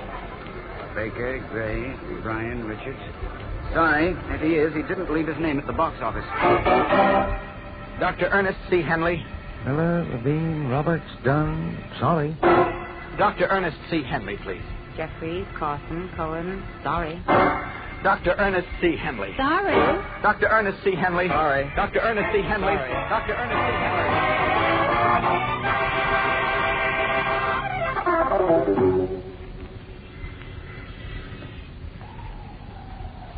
Respiration, 22. Pulse, 86. More oxygen. Doctor, isn't there anything we can do for the boy? I'm afraid not, nurse. What about that telephone call Father Sheen got from the newspaper reporter? That Henley would be here by 11? Yes. The man's crazy. I knew it was stupid when we moved the boy up here to the operating room. It's 11:15 now. Henley's 1,000 miles away. And this youngster's life is ebbing out each time the clock ticks. Evidently, Superman has failed to locate the Chicago brain surgeon, the one man in the country whose skilled fingers may save young Danny O'Neill's life. And with that failure, the entire plan to ferret out the breeders of hate responsible for Danny's condition will collapse like a house of cards. For if the little newsboy dies, the rats will run for cover. Don't miss tomorrow's tense, exciting episode entitled The Fight for Life. Be sure to follow Superman's greatest battle, the battle against hate and intolerance. So join with him tomorrow, same time, same station.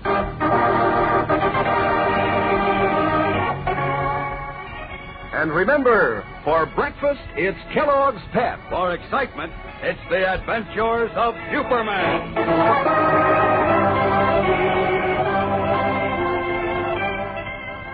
Superman is a copyrighted feature appearing in Superman DC Comic Magazine and is brought to you Monday through Friday by Kellogg's Pep, the Sunshine Cereal.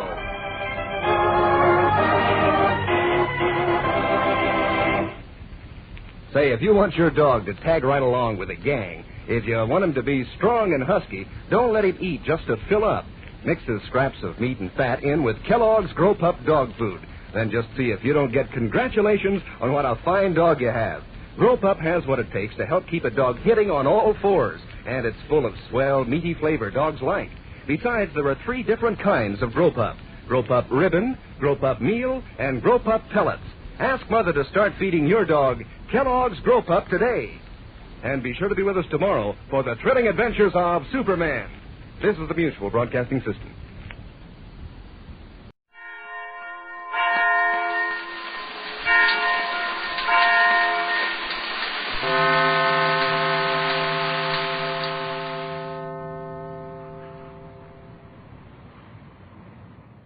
Tired of the everyday grind?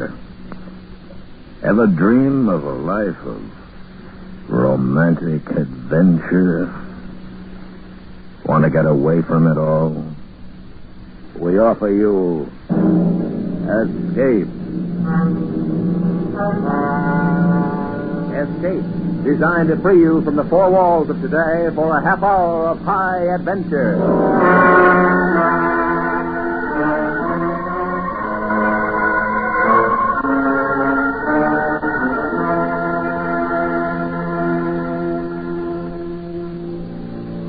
You are crawling across a jungle savanna, your body flaming with fever, while behind you lies certain death, and ahead the endless tortures of perpetual imprisonment.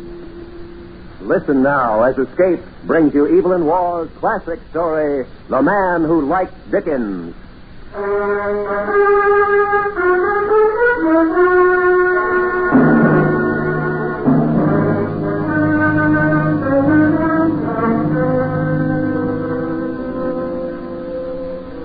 You know what it's like with the English. We're forever going off on curious expeditions into the interiors of strange, dark lands, having unbelievable adventures and returning at last pale and a bit feverish, but triumphant. This we do. But we do not invariably wear rather longish khaki shorts in the daytime, and no matter how primitive our surroundings, dress every night in black ties. I know this from the only exploration I ever went on, with Dr. Messenger, into the Amazon to find a buried city called Demerara. I remember the night things started to go badly with us. It was our last camp on the river. Next day, we were to begin making our way south by foot, and we'd gone to bed early in preparation for the rigors of the trail. I'd been asleep an hour or 2 when I was wakened by something tugging gently at my toe. I sat up and looked sleepily toward the foot of my hammock, and then I saw what it was. Sonny. Sonny, what's up? What is it? Something on my toe. Black beast of some sort. Hey. Did you fight it off? It's gone, Doctor. It flew away. Oh. Did it bite you? Yes, you see, on my great toe. Yes. Vampire bat. Must have gone to sleep with your foot against the mosquito netting. Foolish thing to do. No telling how long he was at it before you woke up. I thought the lamp was supposed to keep him off. It doesn't seem to have, does it? No. Nasty. May have lost quite a bit of blood. I don't think I like the idea much. Better put some iodine on it. I'll get one of the boys to bring the medicine test.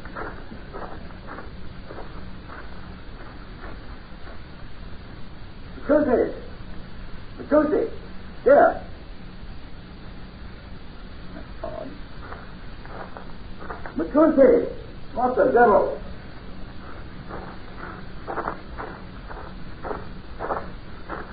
Well, what is it? Where's Machuzi? I'm afraid we're in for it, old boy. They've gone. Gone? The boys, all of them. But why? Where'd they go? I was afraid of this. What do you mean? Well, these chaps are river men. They don't like going into Indian territory. I meant to explain things to them in the morning with the help of some extra goods, you know, mirrors, pomade, and the like. Too late now, I expect. You expect?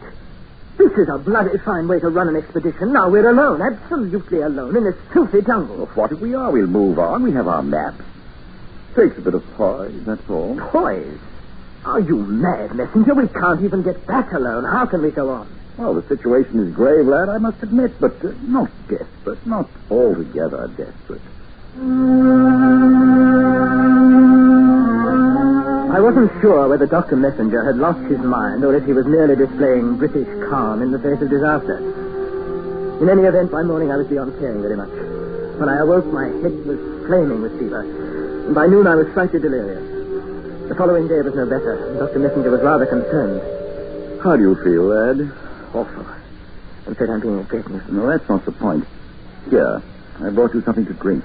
What is it? Kassiri. The boys left some outside. Oh, it's Kassiri. It's a local drink made of fermented cassava. Oh, will it help me? Well, it might. You know, it's rather interesting the way they make it. The women chew the root up and they spit it into a hollow tree trunk. If you don't mind, Doctor, I think I'd rather not. Well, as you like. Oh, look here. I think I've got the idea as to what's best for us to do. Oh? Yes. I'm going to take the canoe downstream to see if I can find some Indians to help. Best to go immediately, don't you know? Yes, that's good.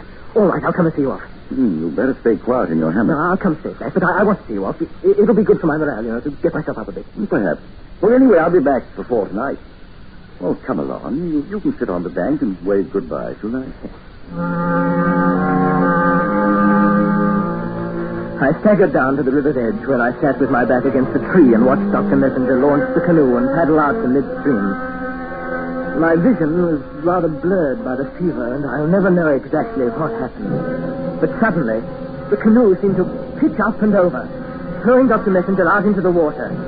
He must have smashed his head on a rock, for he appeared only once on the surface, and then, without a struggle, quickly sank, and the water closed over him. I got to my feet, swayed about helplessly for a moment, and then passed out.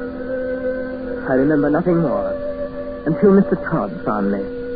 Can you see that house over there? Do you think you're able to walk to it? Well, if not, I can send some Indians to carry you. Rotten thing to wash a man down. You've been talking to yourself a long time. Such strange talk. Glad to see you coming out of it. Oh, careful there. I say, you're English. I'm English, too. Last. Tony Last. Well, Mr. Last, you've been very ill and you've had a rough time of it wandering about in the jungle. But I'll take care of you now. Very kind of you to do this for an utter stranger. Oh, not at all. I like strangers. Don't get them often. Perhaps I can repay you somehow when you come to London. I don't get to London, Mr. Last. But I think you might be able to repay me. Do come along, won't you?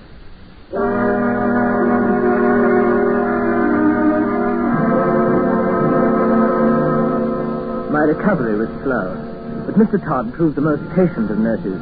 He was forever hovering about, giving me medicine, feeding me, talking to me. I learned that his house was in a village of Indians not far from the riverbank, about 10 miles above the spot from where I'd watched poor Dr. Messenger drown. He owned a few cattle, some bananas and mango trees, a dog, and a single-barreled shotgun. In general, his way of life, like the medicines he gave me, was that of the Indians. Of course, my mother was an Indian, Mr. Last. Oh, but I thought you were English. My father was. He went to Guyana as a missionary, but soon came on here to look for gold. He found my mother instead and settled down. I was born here. 60 years in this village. Very long and lonely time. I can well imagine. Of course, most of the men and women living in the savannah are my relatives. Is that why you're more or less the ruler here? For that reason, and because I have the shotgun. Oh, of course. Tell me, Mr. Last, can you read? What? Yes, certainly. Not everyone is so fortunate. For example, I cannot. What? Oh, of course. Still, I don't suppose you have much opportunity here. Oh, yes, that's just it. I have a great many books. I'll show you when you're better. My father left them. Well, I'd be delighted to see them. You shall. Of course. You see, my father was a man of education. He read to me all the time. But since he died? Oh, there was nobody for a number of years. And then another Englishman came. He read to me every day, every single day. Another Englishman? But where is he now? I don't know. Well, how long was he here? I don't remember exactly. But he read to me every day. You shall read to me when you're better. I'd be delighted to, Mr. Todd. Oh, yes. You shall read to me. Mr. Todd had a curious way of putting things, but he was much too kind and selfless in his attentions to me to allow my thinking any ill of him.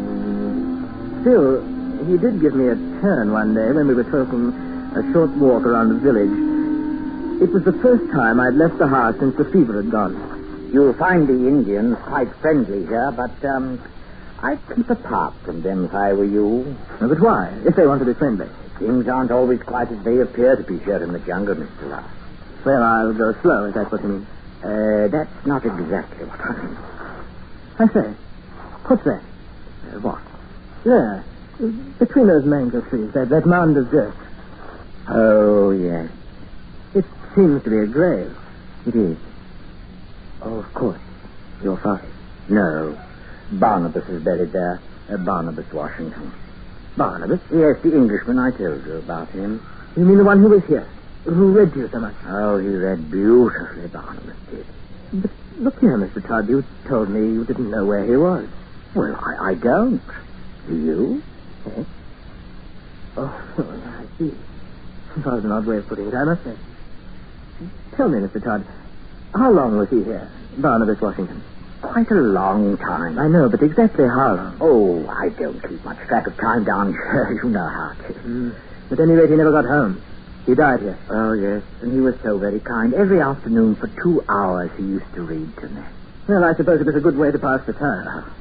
Seems rather odd, though. I mean, reading here in the heart of the jungle, lost, so to speak, from the world. Oh, I suppose it does, but one gets used to it. Yes, of course. No, it seems a pity poor Barnaby's grave isn't marked. I think so. Yes, I think I'll put up a cross. In fact, I'll put up 2 of them. One to commemorate his death, and the other your arrival. A cross for me? I'm afraid I don't quite understand. Well, it's just a whim, Mr. Long. I'm sorry. I don't mean to be rude. Of course. And now, Mr. Lost, I think you've recovered your strength sufficiently that we may begin tonight. What do you say? Begin tonight? Oh, my reading, is that it? Yes, that's it, Mr. Lost, that's it. All right, if you like. Oh, you know I've been waiting a long time for this. A dreadfully long time. And that night the horror began. My subtle, unbelievable enslavement to the strange madness of the gentle Mr. Todd.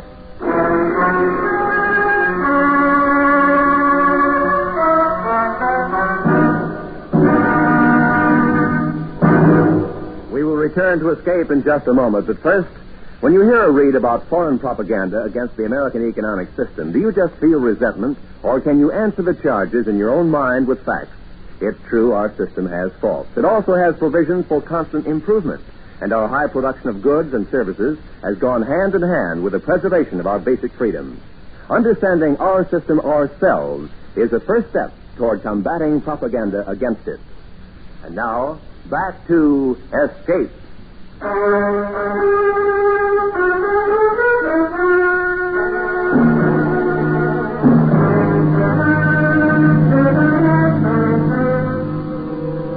That evening after supper, Mr. Todd led me into his room where we were to begin reading. From a loft at one end of the house, he took down a number of small bundles tied up with rags, palm leaves, and rawhide. We carried them over to the fire, and he began to unwrap them with feverish anticipation. You choose one, Mr. Last. It doesn't matter which one to take first. Please, choose. What do you have there? This? Pickwick paper. Excellent. Let's begin with that, shall we? Well, isn't there something a little more lively, perhaps? Oh, I have everything here. How about Martin Chuzzlewit or Great Expectations? Well, I was thinking of a more modern author somehow. I don't suppose you'd have a copy of, say, South Wind. South Wind? That's odd. I have everything Dickens ever wrote, but I've never heard of that. Oh, but it's not by Dickens, you see. Oh, well, in that case, I don't have it. You mean all these books are by Dickens? Oh, certainly. You must be quite fond of Dickens. Fond? Far more than that. Far more than fond, Mr. Locke. Oh. You see, these are the only books I've ever known or heard. As I told you, they belong to my father, and he used to read them to me. And then later, Barnabas Washington. And now me. And now you. But don't worry, I never get tired, even though I've heard them all several times by now. You see, there's always more to be learned and noticed. So many characters, so many changes of scene, so many words. It takes a long time to read them all. More than 2 years. Well, in that case, they'll certainly last out my visit. Oh, I hope not. I sincerely hope not. It's delightful to start again. Each time I find more to enjoy and admire. Come, let's begin, shall we? So, all right. Yes, and read slowly now. I don't want to miss anything. And you won't mind going back over certain passages, will you? I'll let you know. Of course. Now, let's begin. The Posthumous Papers of the Pickwick Club. Chapter 1. The Pickwickians. The first ray of light which illumines the gloom and converts into a dazzling brilliancy that obscurity in which the earlier history of the public career of the immortal Pickwick would appear to be involved is derived from the perusal of the following entry in the Transactions of the Pickwick Club, which the editor of these papers feels the highest pleasure in laying before his readers as proof of...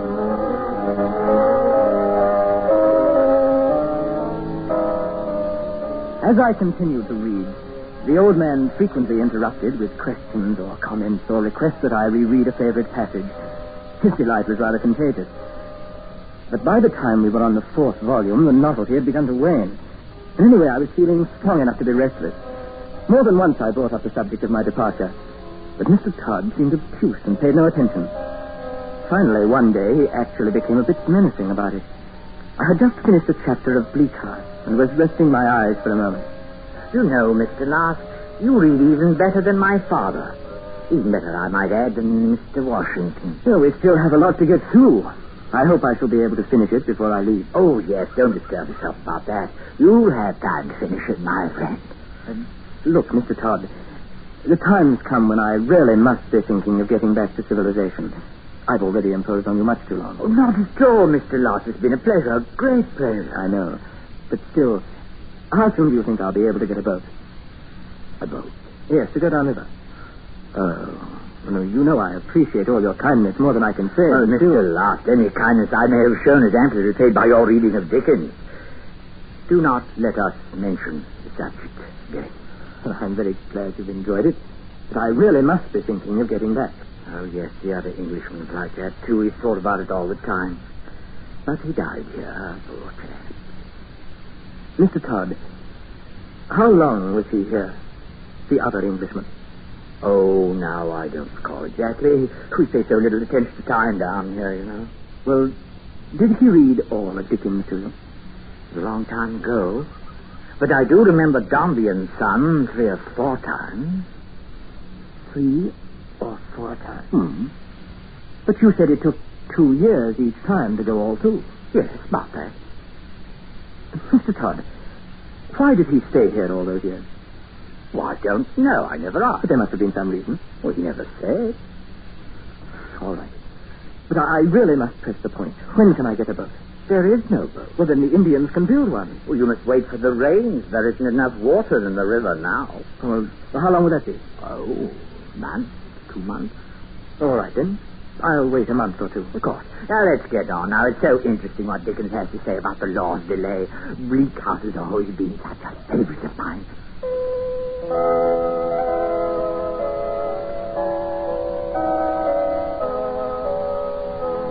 And so, in spite of everything, at least I knew what I was waiting for. And so it only remained for the rains to begin. I waited as patiently as I could, living with gaudy dreams of my return to England. Until one day, as we were reading, Mr. Todd explained all that away. I think Mrs. Jellyby does not take enough care of her children. But still, Dickens has great sympathy for her. He'd been poor himself, you know. What's that? Listen. Yes, shall we go on now? Rain. The rain has begun, Mr. Todd. Of course, it's the time for it. But do let's finish that chat. No, later. I must go and talk to the Indians about building a boat. I can leave now, don't you see? Oh? Certainly, the river will be full soon, and in a week I'll be off. Oh, I'm afraid that's impossible, Mr. Last. Impossible? Why? Oh, the Indians won't make a boat during the rainy season. It's one of their superstitions. Is that true? Ask them. I think you might have told me. You didn't, Why didn't you mention it then? I've forgotten. I suppose. You've forgotten nothing, Mr. Todd. I'm satisfied now that you're holding me here against my will. I demand to be released. Of course, you're perfectly free. Now, look here. You saved my life. And when I get back to civilization, I'll reward you to the best of my ability. I'll give you anything within reason. But, my friend, there's nothing keeping you here. You're under no restraint. I demand to be released. Then go when you like. Stop that. You know very well I can't get away without your help. Then in that case, you must humor an old man. Read me the rest of the chapter. No, Mr. Todd. I've read for the last time. Oh, I hope not, Mr. Last. Oh, I sincerely hope not. That evening at supper, only one plate of dried meat was brought in, and Mr. Todd ate alone. Next day at noon, a single plate was again put before him. But with it lay his gun, cocked on his knee as he ate. And so I resumed the reading of Black Card, where it had been interrupted. And then, as though to make my situation even clearer to me, I came upon a scrawled note stuck between the book's pages, and I read it with growing horror. What is it, Mr. Loft? What have you there? This document. It was here in the book. Document? What document? Don't you know? Then I shall read it to you, Mr. Todd. Yes, you're right. It seems a pity to interrupt Dickens. Well, year 1930. I, James Todd of Brazil, do swear to Barnabas Washington of Georgetown that when he finishes this book, in fact, Martin Chuzzlewit, I will let him return to civilization without delay. Then there's an X, and after it, Mr. Todd made this mark. Signed Barnabas Washington. Ah, yes, poor Barnabas. He died before he could get out. And if I remember the marker you put up, he died in 1942. Is that right, Mr. Todd? Excuse me, Mr. Last. I nearly forgot something. I meant to mention it earlier. Yes? The Indians tell me that you were trying to speak to them this morning. I was, of course. But may I suggest that it would be easier for you to say anything you wish through me? You realize, do you not, that they do nothing without my authority. They regard themselves, and quite rightly in many cases, as my children. I have nothing to hide. I was asking them about a boat. So they gave me to understand. And now, if we've finished, do let's get on with our reading. I'm quite absorbed in the book.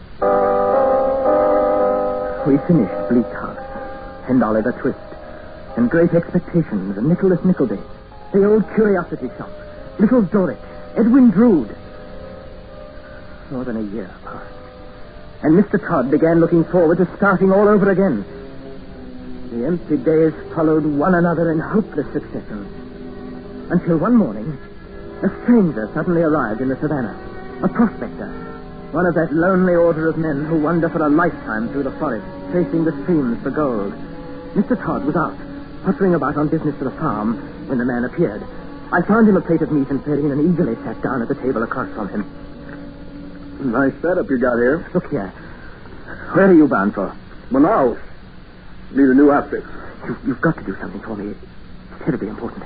Well, sure, pal. What is it? Here. Take this. Give it to somebody in Manaus, the police, the mayor, or somebody. Tell him you found me, and to get in touch with the British consul. Well, I ain't going to get in trouble with it, am I? No. Look, this isn't my home. I'm a member of the Messenger expedition. Dr. Messenger was drowned, and I've been held prisoner here ever since. You're my only hope of ever getting out. Do you understand? You sound like a junglehead to me, but I'll do it for you if that's what you want. You must, please. Well, one thing, though. What? Wouldn't it be simpler if you just came along with me? No, I'm afraid not. Why? First, there are Mr. Todd's Indians. I can't take 2 steps into the jungle without one of them after me. Oh. And then Mr. Todd has a shotgun. You, mustn't mind Mr. Last, my friend. Touch a fever, you know. This is Mr. Todd. Don't you see what I mean? I warned you about getting up too soon, Mr. Last. I guess you're going to have a time of it now. I have no fever, and you know it. Well, you boys settle this between yourselves. I've got to shove on enough. Thanks for lunch. But you will... Like I said, why not? Don't bother to see me off. So long. You're going to let him go? Of course.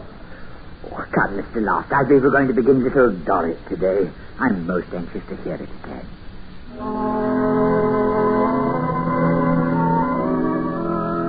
From then on, there was hope. And as the weeks passed, I endured each day in confident anticipation of what might happen on the morrow. I even felt a slight stirring of cordiality towards my jailer. And therefore, I quite willingly joined him when one evening he proposed that we attend a native feast. There was a lot of singing in an apathetic, monotonous manner. And then we were given a small calabash of puwari to drink. It was a pleasant beverage with a flavor of honey and brown bread. And etiquette required that we drink it down without lowering the gourd. I had several. And soon after grew warm and drowsy. And dozed happily off in a hammock, dreaming of fine claret and the white cliffs of England. Mr. Loft. Mr. Loft. You better come and eat something. You will starve to death here. No. Oh, my head. I must have been quite tight last night. Treacherous drink, that. How do you feel? Rotten. That drink doesn't seem to agree with me. Well, I'll give you something to make you better. The forest has remedies for everything to make you awake and to make you sleep. Oh, I say, you haven't seen my watch anywhere? You've missed it? Yes, I thought I was wearing it. No, I've never slept so long. Not since you were a baby. Do you know how long? No. 2 days. Oh, nonsense, I can't. 2 whole days. And it's a pity, too, because you missed our guest. Yes. Oh, I've been quite gay while you were asleep. 3 men from outside, Englishmen. Pity you missed them, and a pity for them, too. They particularly wished to see you. No. Yes, they came all the way to find you, all the way from England. But since you couldn't greet them yourself, I gave them a little souvenir. Your watch. My watch? Oh, like you gave them my watch. You shouldn't mind. You see, they had to have something to take back with them. A reward is being offered for news of you. They seem very pleased of it. Goodness. Even you. It's like killing a man. They took some photographs of the little cross I put up to commemorate your coming, but not before I put another date on it, you know. You did. You killed me, didn't you? You killed me. In general, they were quite pleased, but I don't suppose they'll visit us again. Our life here is so retired, no pleasures except reading. No, I don't suppose you'll ever have visitors again. But come, your headache. I'll get the medicine for you. You're just upset. Look, we won't have any Dickens today. My whole life. But tomorrow and the day after and the day after that. Do let us read Little Doris again, Mr. Loft. I tell you, there are passages in that book I can never share without the temptation to weep.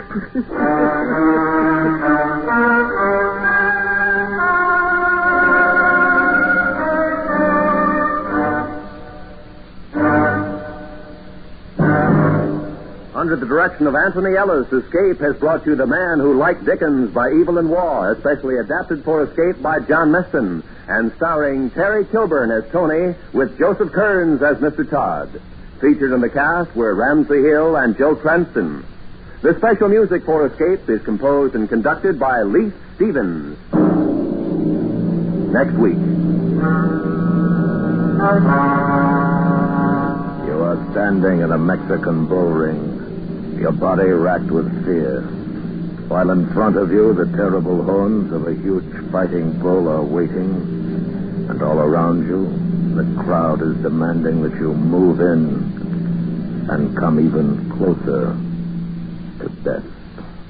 So listen next week when Escape brings you Anthony Barrett's exciting story, Nightmare in the Sun.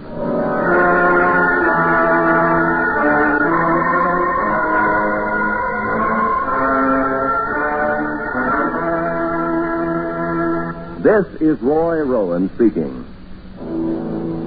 And remember, America is listening with 14 million kitchen radios and listens most to the CBS Radio Network.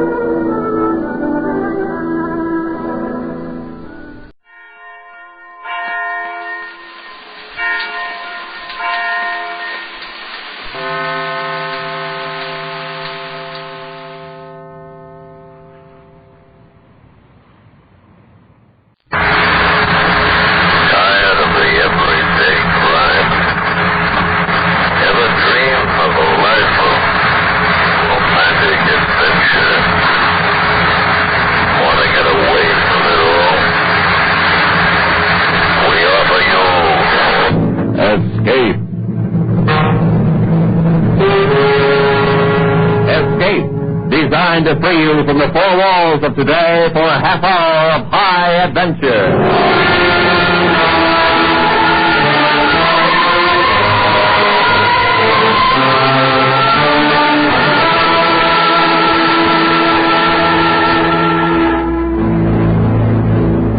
Flying lost and alone over the empty wastes of the Pacific, while the fury of the typhoon is tearing your plane to pieces, and on a desolate island ahead of you awaits the strangest adventure in the knowledge of man.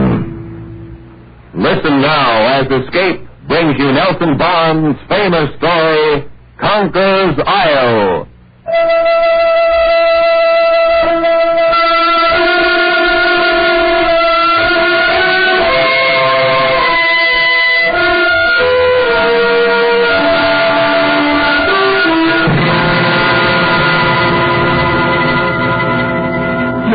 Believe it. I know it sounds impossible. It sounds crazy.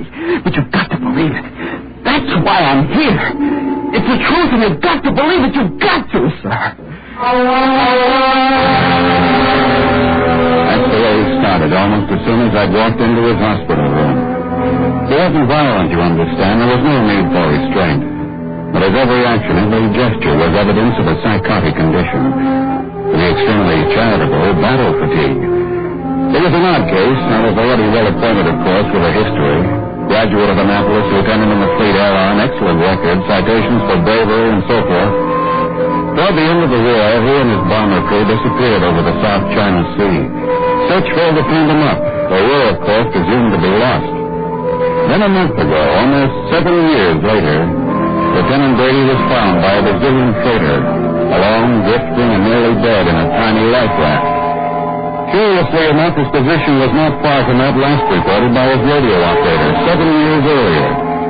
But when he was asked where he had been, he gave a story so fantastic, so completely unbelievable. It's the truth, and you've got to believe it. You've got to. At ease, Lieutenant. I'm sorry, sir. I'm here to consult with you as a physician, not ordering you anything. Suppose we forget the blade while you tell me about it.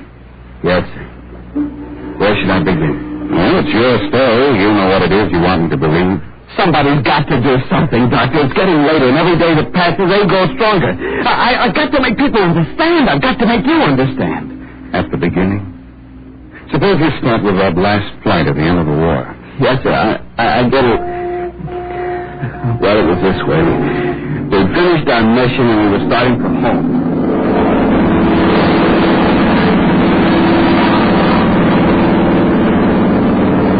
Over the South China Sea, between the Philippines and Indochina, roughly off Palawan, and everything was peaches and cream.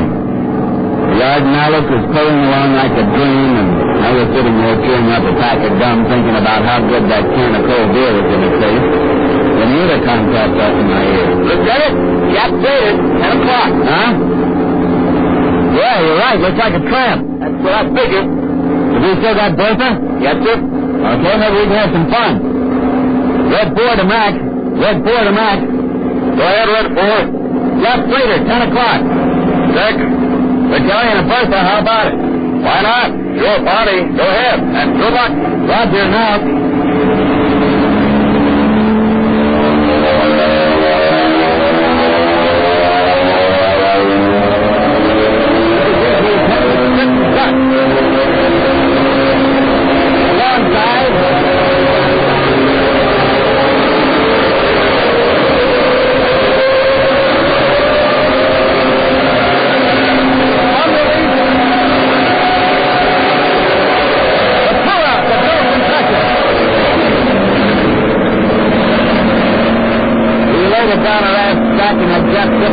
Roman camp.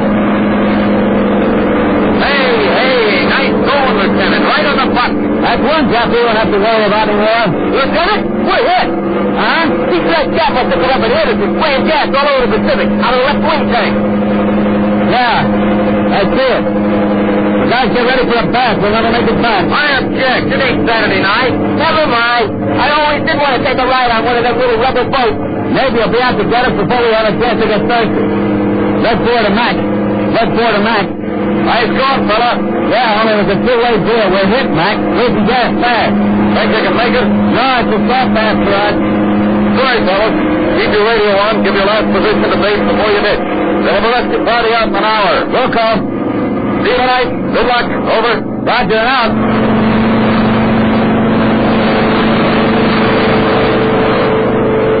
There was nothing to it.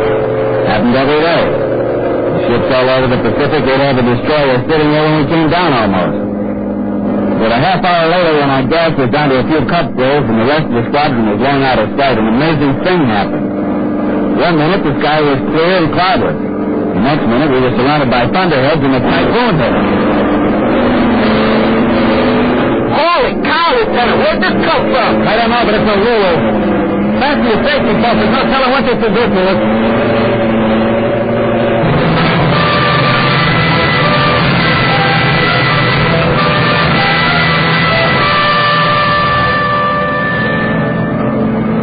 Granddaddy typhoon, all right, but it lasted only a few minutes. Then we were out of it as miraculously as we'd come into it. And then something else happened. I guess we all thought about the same time. What do you know? Take a look at that sight with sore eye. Man, oh man, it looks mighty fine to me. What island is it, Lieutenant? I don't know. After the way we got tossed around back there, I haven't any idea about position. We could be anywhere from the coast of China to the Philippines. Who knows? Who cares? Dry land. Just in time. We're out of gas. Take a bearing and radio our position, Jack. We're going down.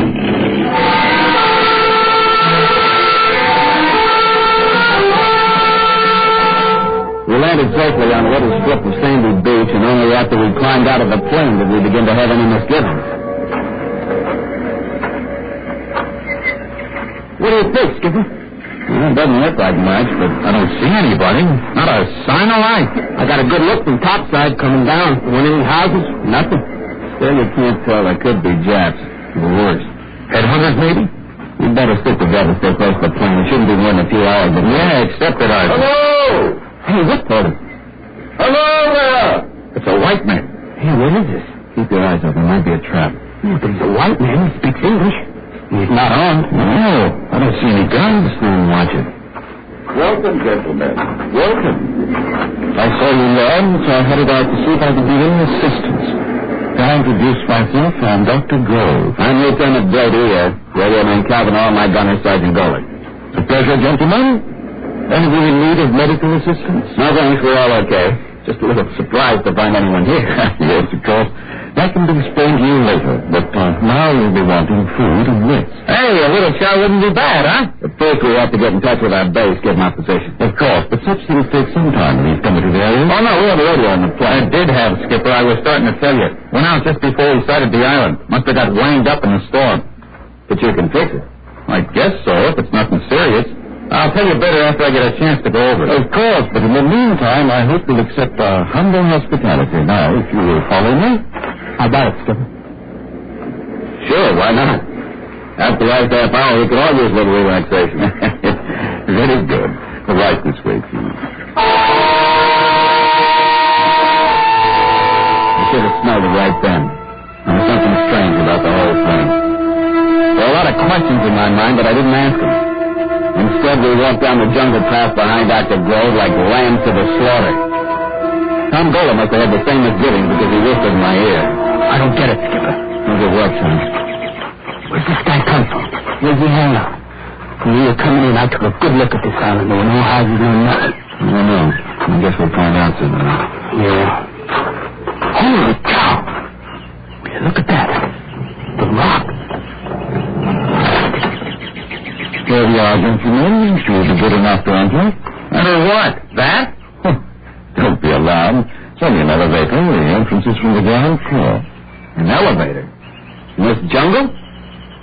I don't get it. You mean to tell me you live underground? My dear Lieutenant, I'll be glad to explain everything later. It's all very simple, but first I must insist on this. Yes. Suppose we prefer not to get into your elevator. Then what? Well, I should be compelled most regretfully to enforce my request. Get the gun, pal. We've got guns. 3 guns. Lieutenant, would you be kind enough to fire your gun? You have qualms about killing a man in cold blood. Don't fire it in the air. Wait a minute. Keep your hands out of your pocket. Perhaps you'd care to stop me, Lieutenant. I'm warning you. Look. Try again, Lieutenant. I'm afraid you're going to find that you're down for not welcome, Miss Island. Skipper is right. Why don't you repeat it? You don't mind. And now perhaps you will be kind enough to step into the shaft. Look, I don't know what's going on here, but I don't want any part of it.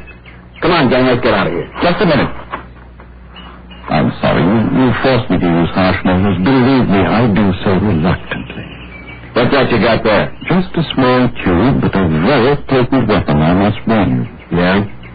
Well, then you better use it fast. I made a desperate lunge for him, and suddenly a tiny shaft of light picked up from the tube and touched me, and I stopped, frozen in my tracks. Conscious, my eyes open, seeing him, hearing him. But try as I would, I couldn't move a muscle. I seemed to be turned to stone.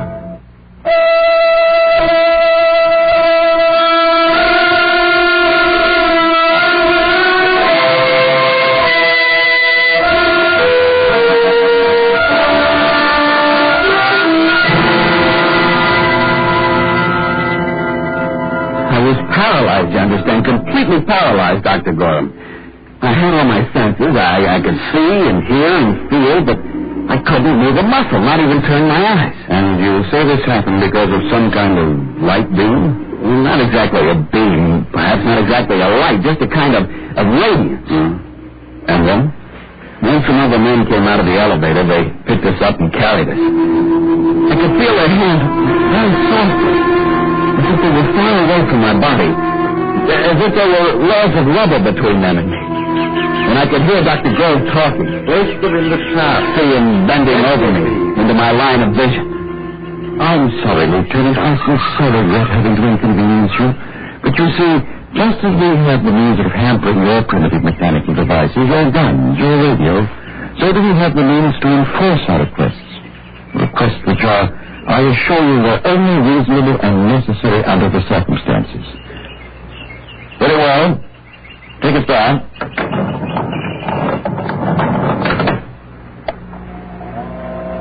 My head was reeling, and fear was growing in me. What were these men to talk of radio as a primitive device? What kind of men were they? Where are they taking the three of us? What were they going to do with us? As if he'd read my thoughts, Dr. Grove leaned over me again. There is no need to be alarmed, Lieutenant. No need at all. Well, Frater? I'm sorry, Frater Gordon. It was necessary. They would not come willingly. I see. Few of them do. I will put them in sleeping chambers until they recover. And be gentle.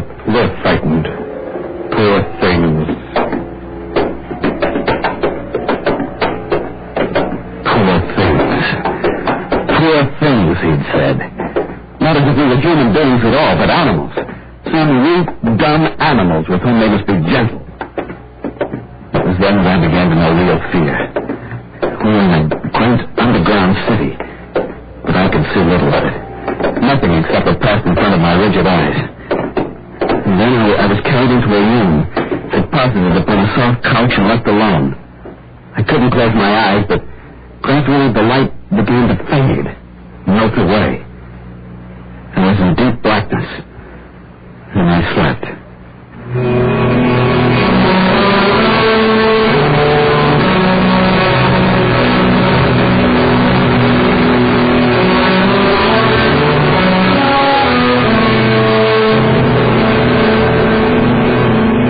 Whether the return of the light awakened me or whether it came on automatically when I woke up. But the room was bright and I could move again. I jumped up, tried the door, but of course it was locked. There was no other way of escape. The room was a small cell with metal walls and ceiling, a kind of metal I'd never seen before. There was a couch, a desk, and a chair, nothing else. But the really amazing thing was the light. I searched the entire room carefully, but there were no fixtures, no indirect lighting arrangements. The light came out of the walls, the ceiling, the floor, evenly, filling the room, casting no shadows. Suddenly I wanted to see Kavanaugh and Gover. I yelled at the top of my lungs. Gover! Kavanaugh! Gover! But the world simply absorbed the sound into utter silence. I thought for a minute I was going mad. I heard someone's voice shouting, and I was surprised to find it was mine. Was I to be left here to die? Did no one ever hear my calls? I went to the door and banged on it.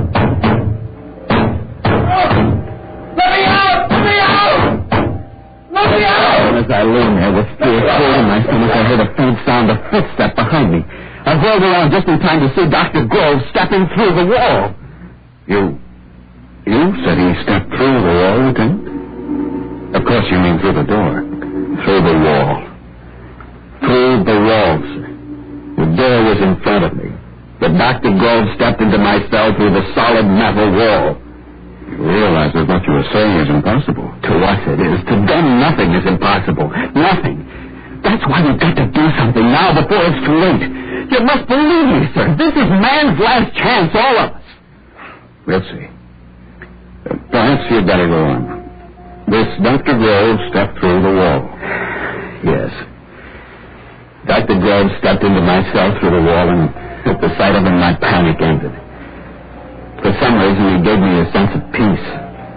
Perhaps it was awe. I don't know. And we talked not as man to man, but as man to a lesser creature. You must not be frightened. You don't understand how I passed through the wall, which to you seems solid, and not understanding you feared. Yet, there's nothing supernatural or fearful about what I did. Any of us can do it. We simply make a necessary mental adjustment and walk where we will. It's an ability as basic to us as breathing to a person like you. What kind of man are you? You know the facts of evolution. You know how man has progressed through various stages from primitive savagery. Well, obviously, this process can and will continue.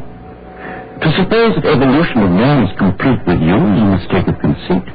You mean you are the next stage? Exactly. We are the next stage. Infinitely superior to our parents and to our fellow men. Your most difficult physics and mathematics are our ABCs. Our studies far beyond your understanding. Are there many of you? Very many. You see, the process has been going on for many years. Hundreds, thousands more come here to us every year from all over the world, where we need isolation to study, learn, build, and prepare ourselves. Prepared for what? For the task ahead. Obviously, when we're ready, when we're numerous enough to fill all the necessary positions, our superior intelligence must shape a new world. Take over the world? Obviously. And you'll destroy man? How little you understand this. You destroy the animals that defeat you because they're not your intellectual peers. Our obligation is to keep them, to protect you, to act as your friendly guardians in a world which will be strange to you and frightening. As my work with the world is frightening to you. Yes, I see. What do you plan to do with us then? Rather say, what does nature plan to do? And the answer to that, well, that lies in history. What became of the anthropoids and the cavemen? They died out. Civilization passed them by. They fell before the onrush of higher forms of life. Even so. Even so. But I give you our pledge that we will be kind. We will be kind.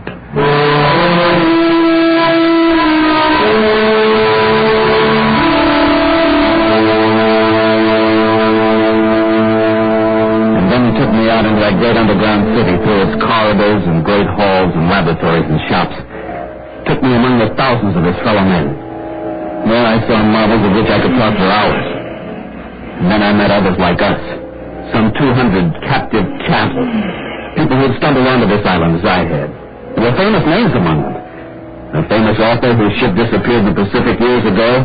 A big game hunter, a famous aviatrix for whom a dozen fleets had fought in vain. All of us, prisoners. We were treated with great kindness, made comfortable and relatively happy. We were their pets, you see. Their dumb animal pets.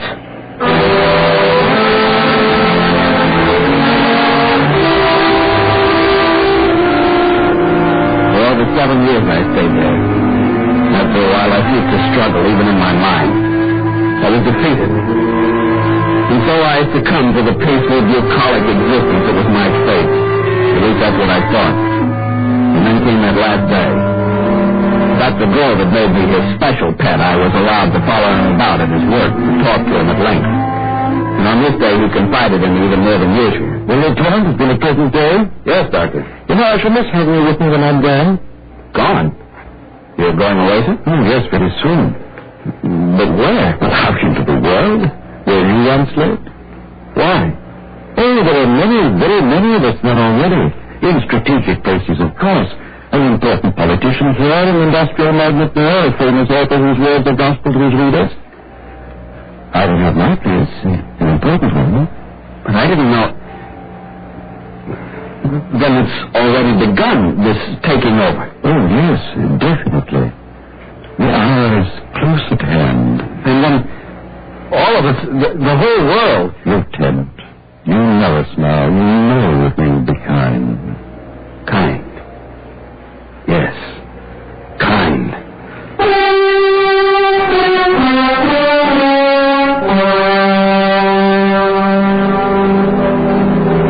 Suddenly, all the anger that was in me welled up. I didn't want to be a dumb animal, a pet for some superior being to be kind to. I didn't want that for my loved ones, my friends, my fellow men. That night at dinner, when they fed the prisoners in the big communal hall, I got a chance to talk to Tom Gola, my old gunner. He listened and then shrugged hopelessly. We'll succeed, Joe. You know that. No, Tom, no.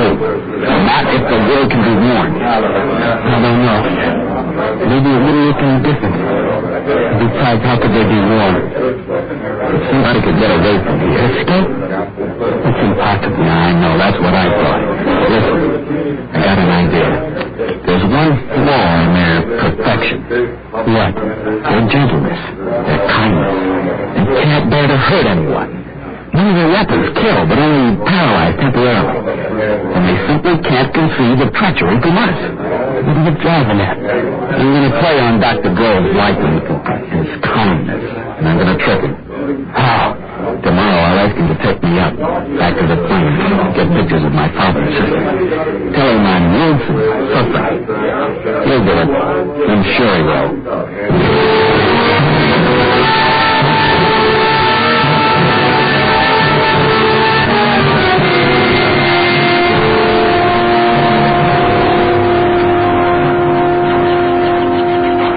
It's kind of you, Dr. Grove, to do this for me. Not at all, Lieutenant. I understand your feelings.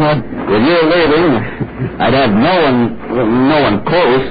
The pictures will make me feel a lot better. Well, I hope your sister's still there. Dr. Grove, look, over there. What? There.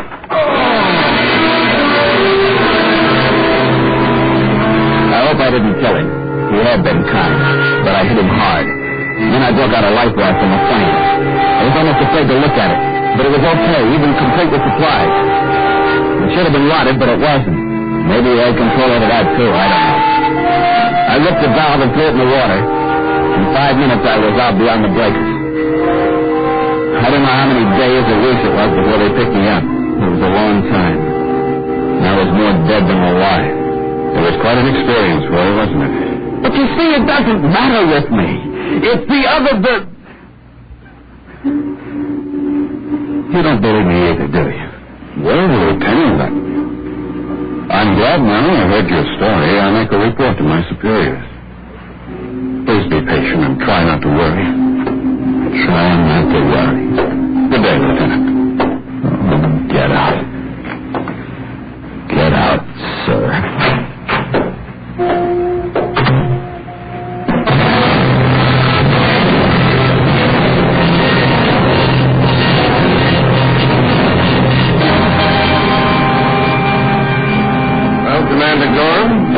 To him. What's the verdict? What do you think? Clear case of persecution mania. An amazing form. I never heard a tale more complete and logical. Yes, I know what you mean. Do what you can for him. I'm afraid he's going to be there for a long time. Perhaps for as long as he lives. Turned loose, he might be dangerous. That's too bad. Nice boy, too. 3 to 4 weeks on a life raft. That sometimes does things to a man's mind. Well, Doctor, how about lunch? No, thanks. I've got to run around. enough to turn in my report and recommendation on this case. So, of course. You read it. I watched the man disappear down the hall. I stood there for a moment, lost in thought, seeing the face of that boy in there. It was hard to know how best to be kind to a boy like that. But I roused myself. I had much to do, so much. And if I went down to the lobby of the hospital, some fool would surely delay me getting into a long-winded discussion. And there was nothing to discuss anymore. My report on the Brady case was closed. There'd be no more trouble than I thought. And now there was no one inside in the corridor. I wanted to get out of this place. So I turned and walked quietly to the door.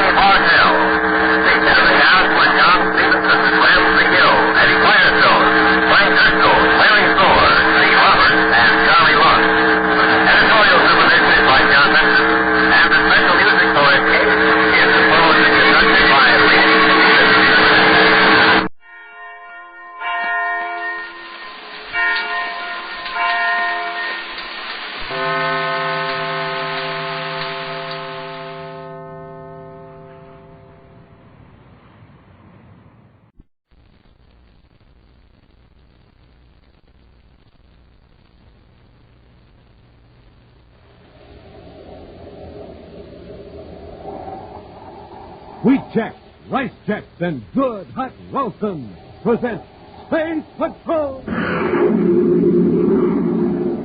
High adventure in the wild, vast reaches of space. Missions of daring in the name of interplanetary justice. Travel into the future with Buzz Corey, Commander-in-Chief of the Space Patrol! In today's transcribed Space Patrol adventure, Buzz and Happy are locked in a laboratory on the planet Venus, where two villainous scientists have developed a new type of bacteria, which they're using to spread an epidemic. Suddenly, the voice of one of the scientists comes over a loudspeaker. We've taken enough of your meddling, Corey, and the people of Venus City are going to suffer for it. Watch what happens when I throw this switch. Commander, what's that? Started a gas compressor. I'm building up pressure in the germ well. In a few moments, they'll burst. Bacteria will be scattered all over the city. Well, listen to reason. Turn that off. Don't worry, Corey. The germs won't harm you. You'll be destroyed first by the explosion. We'll return in just a moment with today's exciting Space Patrol adventure, The Indestructible Germ.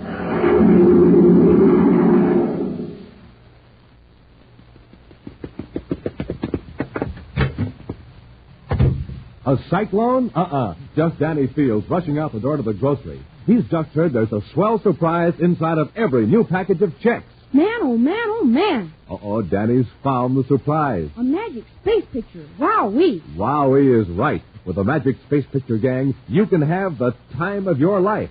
First, you stare at the mysterious picture. What is it? Who is it? It's hard to tell. But then you'll look up at the sky or at a wall and... Jumping Jupiter. I can see a flying saucer in the sky. Gosh, this picture really is magic. Magic and how? Why, with the Magic Space Pictures, you can see all kinds of objects floating in space. Objects so big and clear, you'll think they're real. Flying saucer, rocket ship, planet Saturn, Buzz Corey, Cadet Happy. Those are just a few of the Magic Space Pictures. Altogether, there are 24, all different, and you get one inside of every new package of checks. So, gang, start collecting the entire set of 24 Magic Space Pictures today. Just look for the packages of Rice Checks and Wheat Checks, with Buzz Corey or Cadet Happy on the outside and the Magic Space Picture on the inside.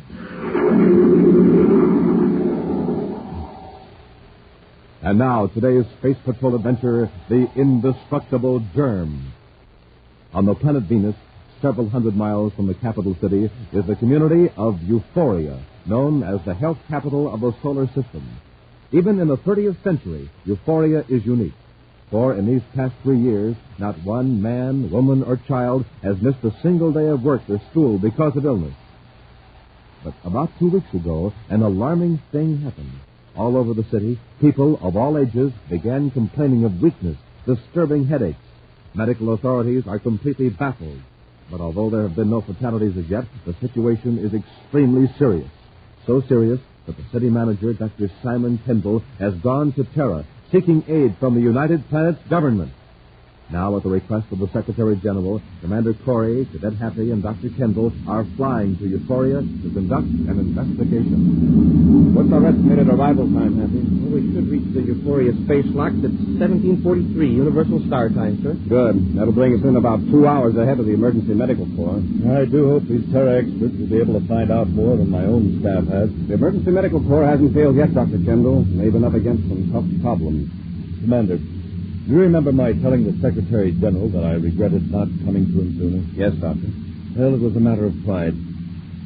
As city manager of Euphoria, I hated to ask for outside help, even in a crisis as serious as this. I was sure that our own medical authorities would find the answer. Well, I'm sure they could if it were an ordinary problem. I'm afraid that we citizens of Euphoria have become like so many greenhouse plants. Our environment is so carefully controlled that our own bodies have lost some of their natural ability to fight off a new disease. But, Doctor, if this disease is something new, then anybody might take it, whether they lived in Euphoria or not. That's part of our job, Happy, to see that medical security regulations are enforced to prevent the sickness from spreading to other cities and to other planets. That's rather ironic, Commander, your last statement. How do you mean? Well, for about 25 years, Euphoria has considered itself the only real, pure spot in the universe. We've been very smug about our superior health record. Made our visitors go through a complete health examination before they entered our city. And now, we're the ones everyone is afraid of.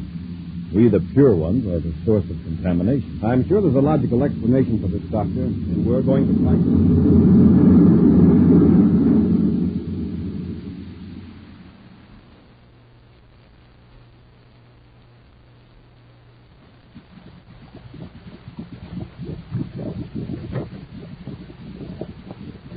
Graven. Oh, yes, Garn, what is it?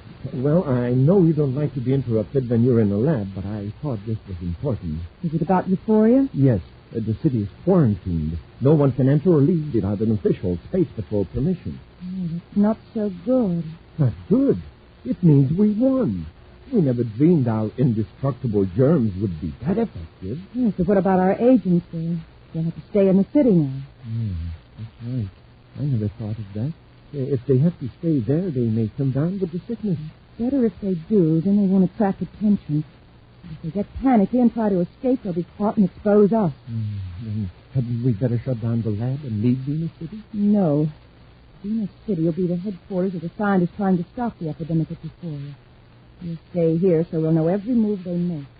We won't need this germ-breeding apparatus anymore. Euphoria is completely contaminated. We have to get rid of it. You amaze me. We've spent 2 years perfecting this culture process. 1 year building it and another creating a new type of bacteria. And you want to destroy it. But we achieved our purpose. Dr. Kendall is ruined professionally.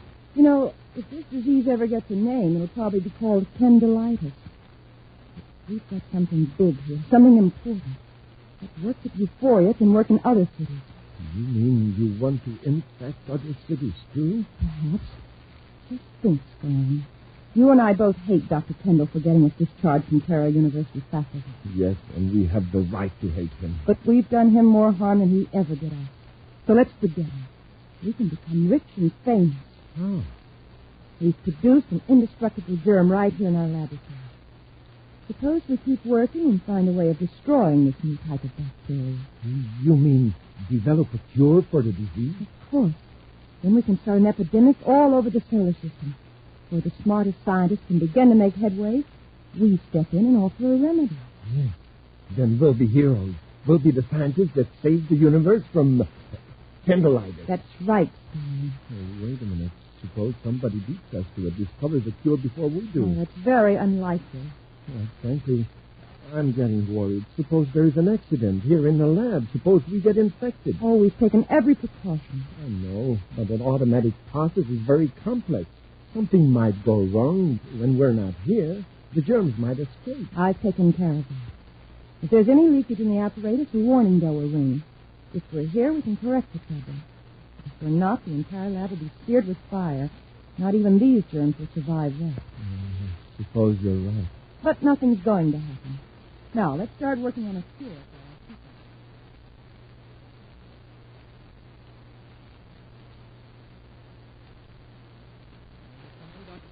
Of course it is. Is the commander with you? No, sir. I thought he was here picking up some of those bacteria samples. Oh, they're in that case, ready for him. I guess he'll be along pretty quick. So you finally isolated the bacteria, Yes. It seems to be a new variety. It has an amazing resistance to ordinary germ-killing chemicals. In fact, it almost seems to thrive on them.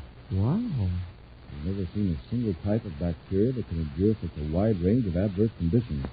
No wonder you can't stop the epidemic. And it's getting worse. Our industries are being forced to shut down for lack of workers. And what if it spreads to other cities, Doctor? I'm hoping that the scientists at Venus City will be able to find a way of destroying the bacteria without harming human beings. Well, they've done it with nearly all the other diseases. Yes, but over a period of centuries. We scientists have been boasting of the fact that we found permanent cures for all the serious diseases. Now we've got this new one. It's as though nature were telling us we're becoming a little too conceited, little men. Oh, there you are, Happy. I thought I'd wait here with Dr. Kendall, sir. Good. Doctor, do you have those germ specimens? Right here, Commander. Fine. I'm doubling the security guard here at Euphoria. One of your citizens jumped quarantine. What? Employee at the atmosphere washing plant, Lyle Vosper, left the city without permission. Was he infected? Yes. He full report to the hospital. Instead, he managed to steal a doctor's credentials and escape in a circus car. He's believed to be heading for Venus City. He's got to be stopped before he spreads the sickness. I know. I've alerted Venus City Space Patrol, and Happy and I are blasting off for there right away. Get the bacteria specimens.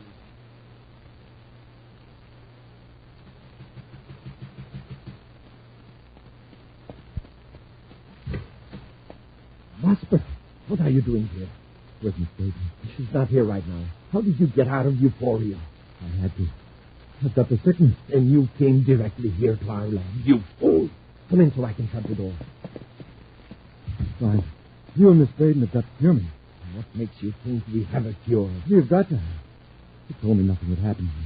She said all I had to do was put some of the bacteria in the final stage of the atmosphere purifying system, then come back here after the epidemic started. Yes, but we underestimated the strength of the bacteria.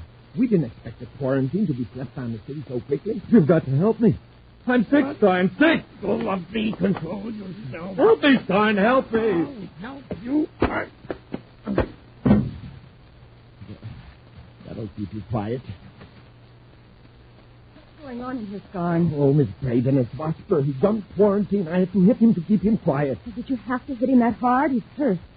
Oh, well, lock him up till he comes to. And we'll decide what to do.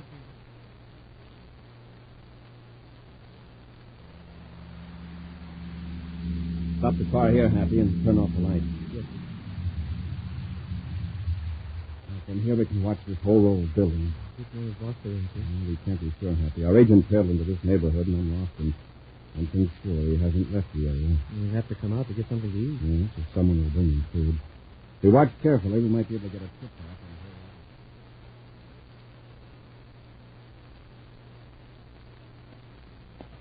You're right, Scarn. We'll have to dispose of Vosper. He's alive. We can start an epidemic here before we're ready. The Space Patrol will find him. Come on, let's get him.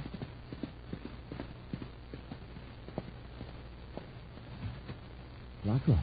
Look, the door's unlocked. Oh, Vosper's gone. Somebody's let him out. Don't be a fool. But Vosper couldn't have broken out by himself, not in his condition. He did, though. Look at the marks on the inside of the door. And he couldn't have gone very far. Go on. Commander, look. Somebody just came out of that building. He seems hurt. Look how he's staggering. He's coming right toward our car. He's in bad shape, Happy. Come on.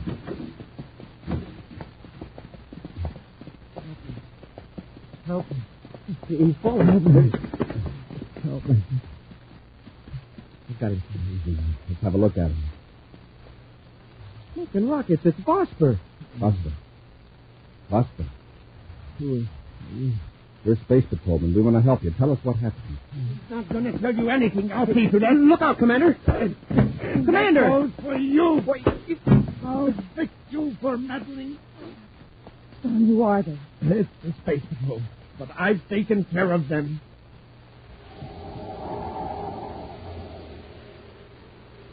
We'll return to Space Patrol in just a moment. How does he do it, Space Patrollers? He sees flying saucers in the sky. He sees a robot man on the wall. He sees the planet Saturn floating in the clouds. You bet I do. And sometimes, up there in space, I see a rocket ship and speeding jet cars. How does he do it, gang? What magic power does this boy possess? No magic power to it. Magic space pictures. That's my secret. Yes, sir, Space Patrollers. That's the secret. Magic space pictures.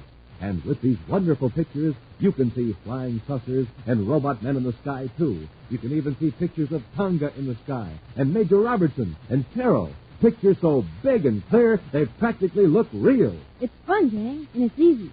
You just stare at the magic space pictures, look up into the sky, and zowie, the magic goes to work. There in the sky, you see the magic space picture real big and real clear. There are 24 different magic space pictures, and you get one inside of every new package of checks. So start collecting those wonderful magic space pictures now. Swap them with your pals. Be the first one in your gang to have the whole set of 24. Here's all you do. Just get the new packages of rice checks or wheat checks with Buzz Corey or Cadet Happy on the outside and the amazing magic space picture on the inside. And now back to our Space Patrol adventure, the Indestructible Germ. The community of Euphoria on the planet Venus has been famous as the healthiest city in the solar system. But a mysterious epidemic has struck suddenly, and medical authorities are powerless to treat the strange malady. The cause of the epidemic is the super bacteria developed in a laboratory in Venus City and introduced into Euphoria's atmosphere plant by a confederate of Lachlan Braden and Mondo Starn. When the Confederate Lyle Vosper contracted the sickness, he fled from the quarantine city and came to Lachlan Braden's lab. There, he was severely beaten by Starn. He managed to escape and was found by Buzz and Happy. But while the space patrolmen were questioning Vosper, Starn surprised them and knocked them unconscious before they could defend themselves. They were trying to get Vosper to talk. Did he? I don't think so. Then we're safe. All we've got to do is take Vosper back inside the lab building before these space patrolmen come through. You aren't going to leave them here. Why not? Take their weapons away from them. Oh, and rob them. Rob them? Go on. Take their watches and whatever valuables they have on them. I'm going to make it look like a plain robbery. With Vosper in our hands, they'll never be able to prove differently. Hurry up before someone comes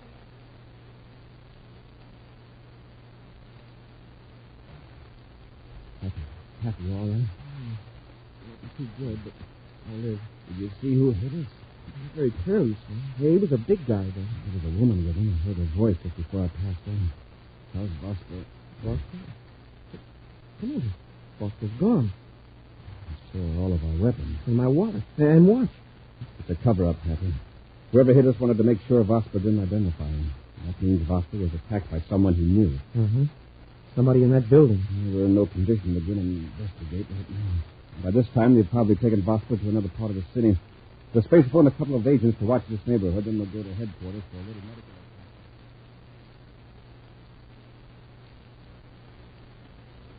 We're going to have to take Vosper away from the lab to dispose of him.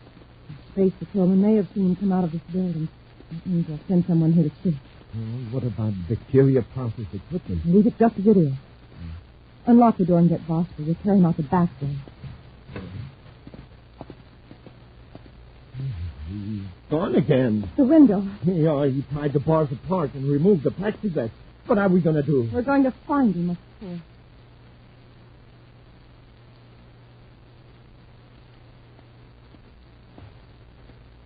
Good morning, Commander.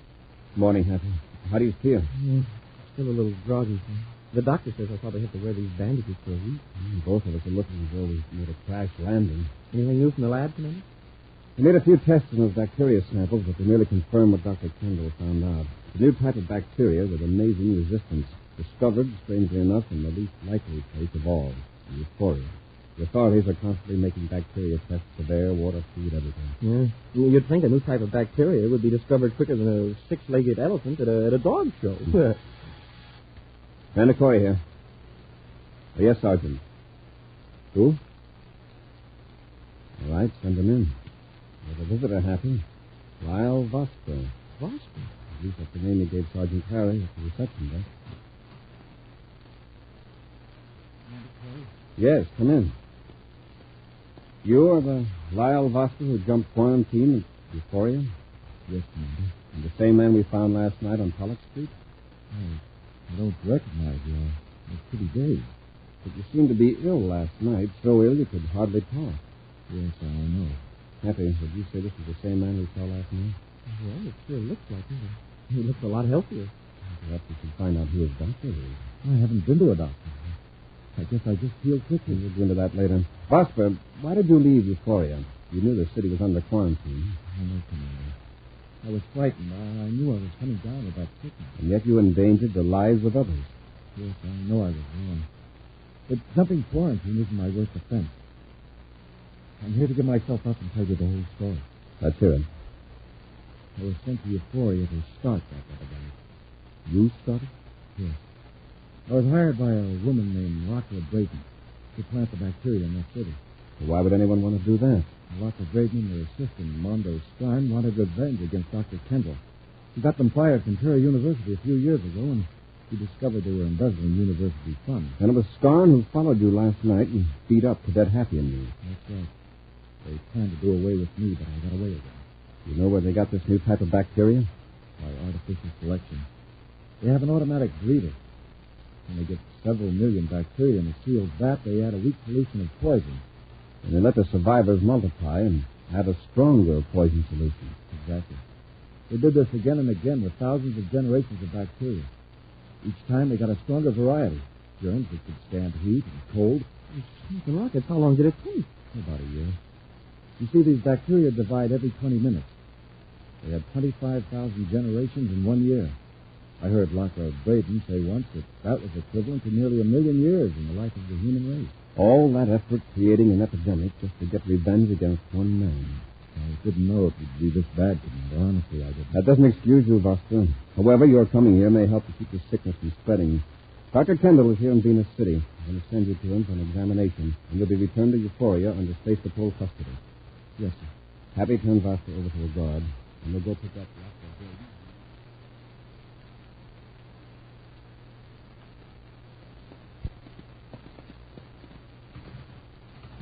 The door's locked, sir. Locker and Starn decided to get out of the city after Vosper got away. Let's have a look. Use your electronic key, Hunter. Yes, sir. Okay, let's go in. Well, here's the lab, sir. Take it easy, Hunter. There may be someone in there. I'll go first.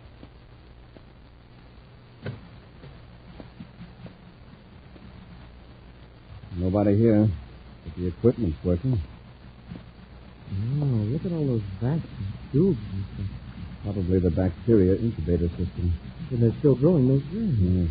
There's probably billions and billions of them in those vats, ready to be turned loose in other cities. You gotta smash them all to bits right now. Start an epidemic right here in Venus City. Oh, that's right. This is a job for a bacteriologist, Happy. Don't touch a thing. That's very good advice, Commander. I suppose you're a Lockwood Braden. That's right.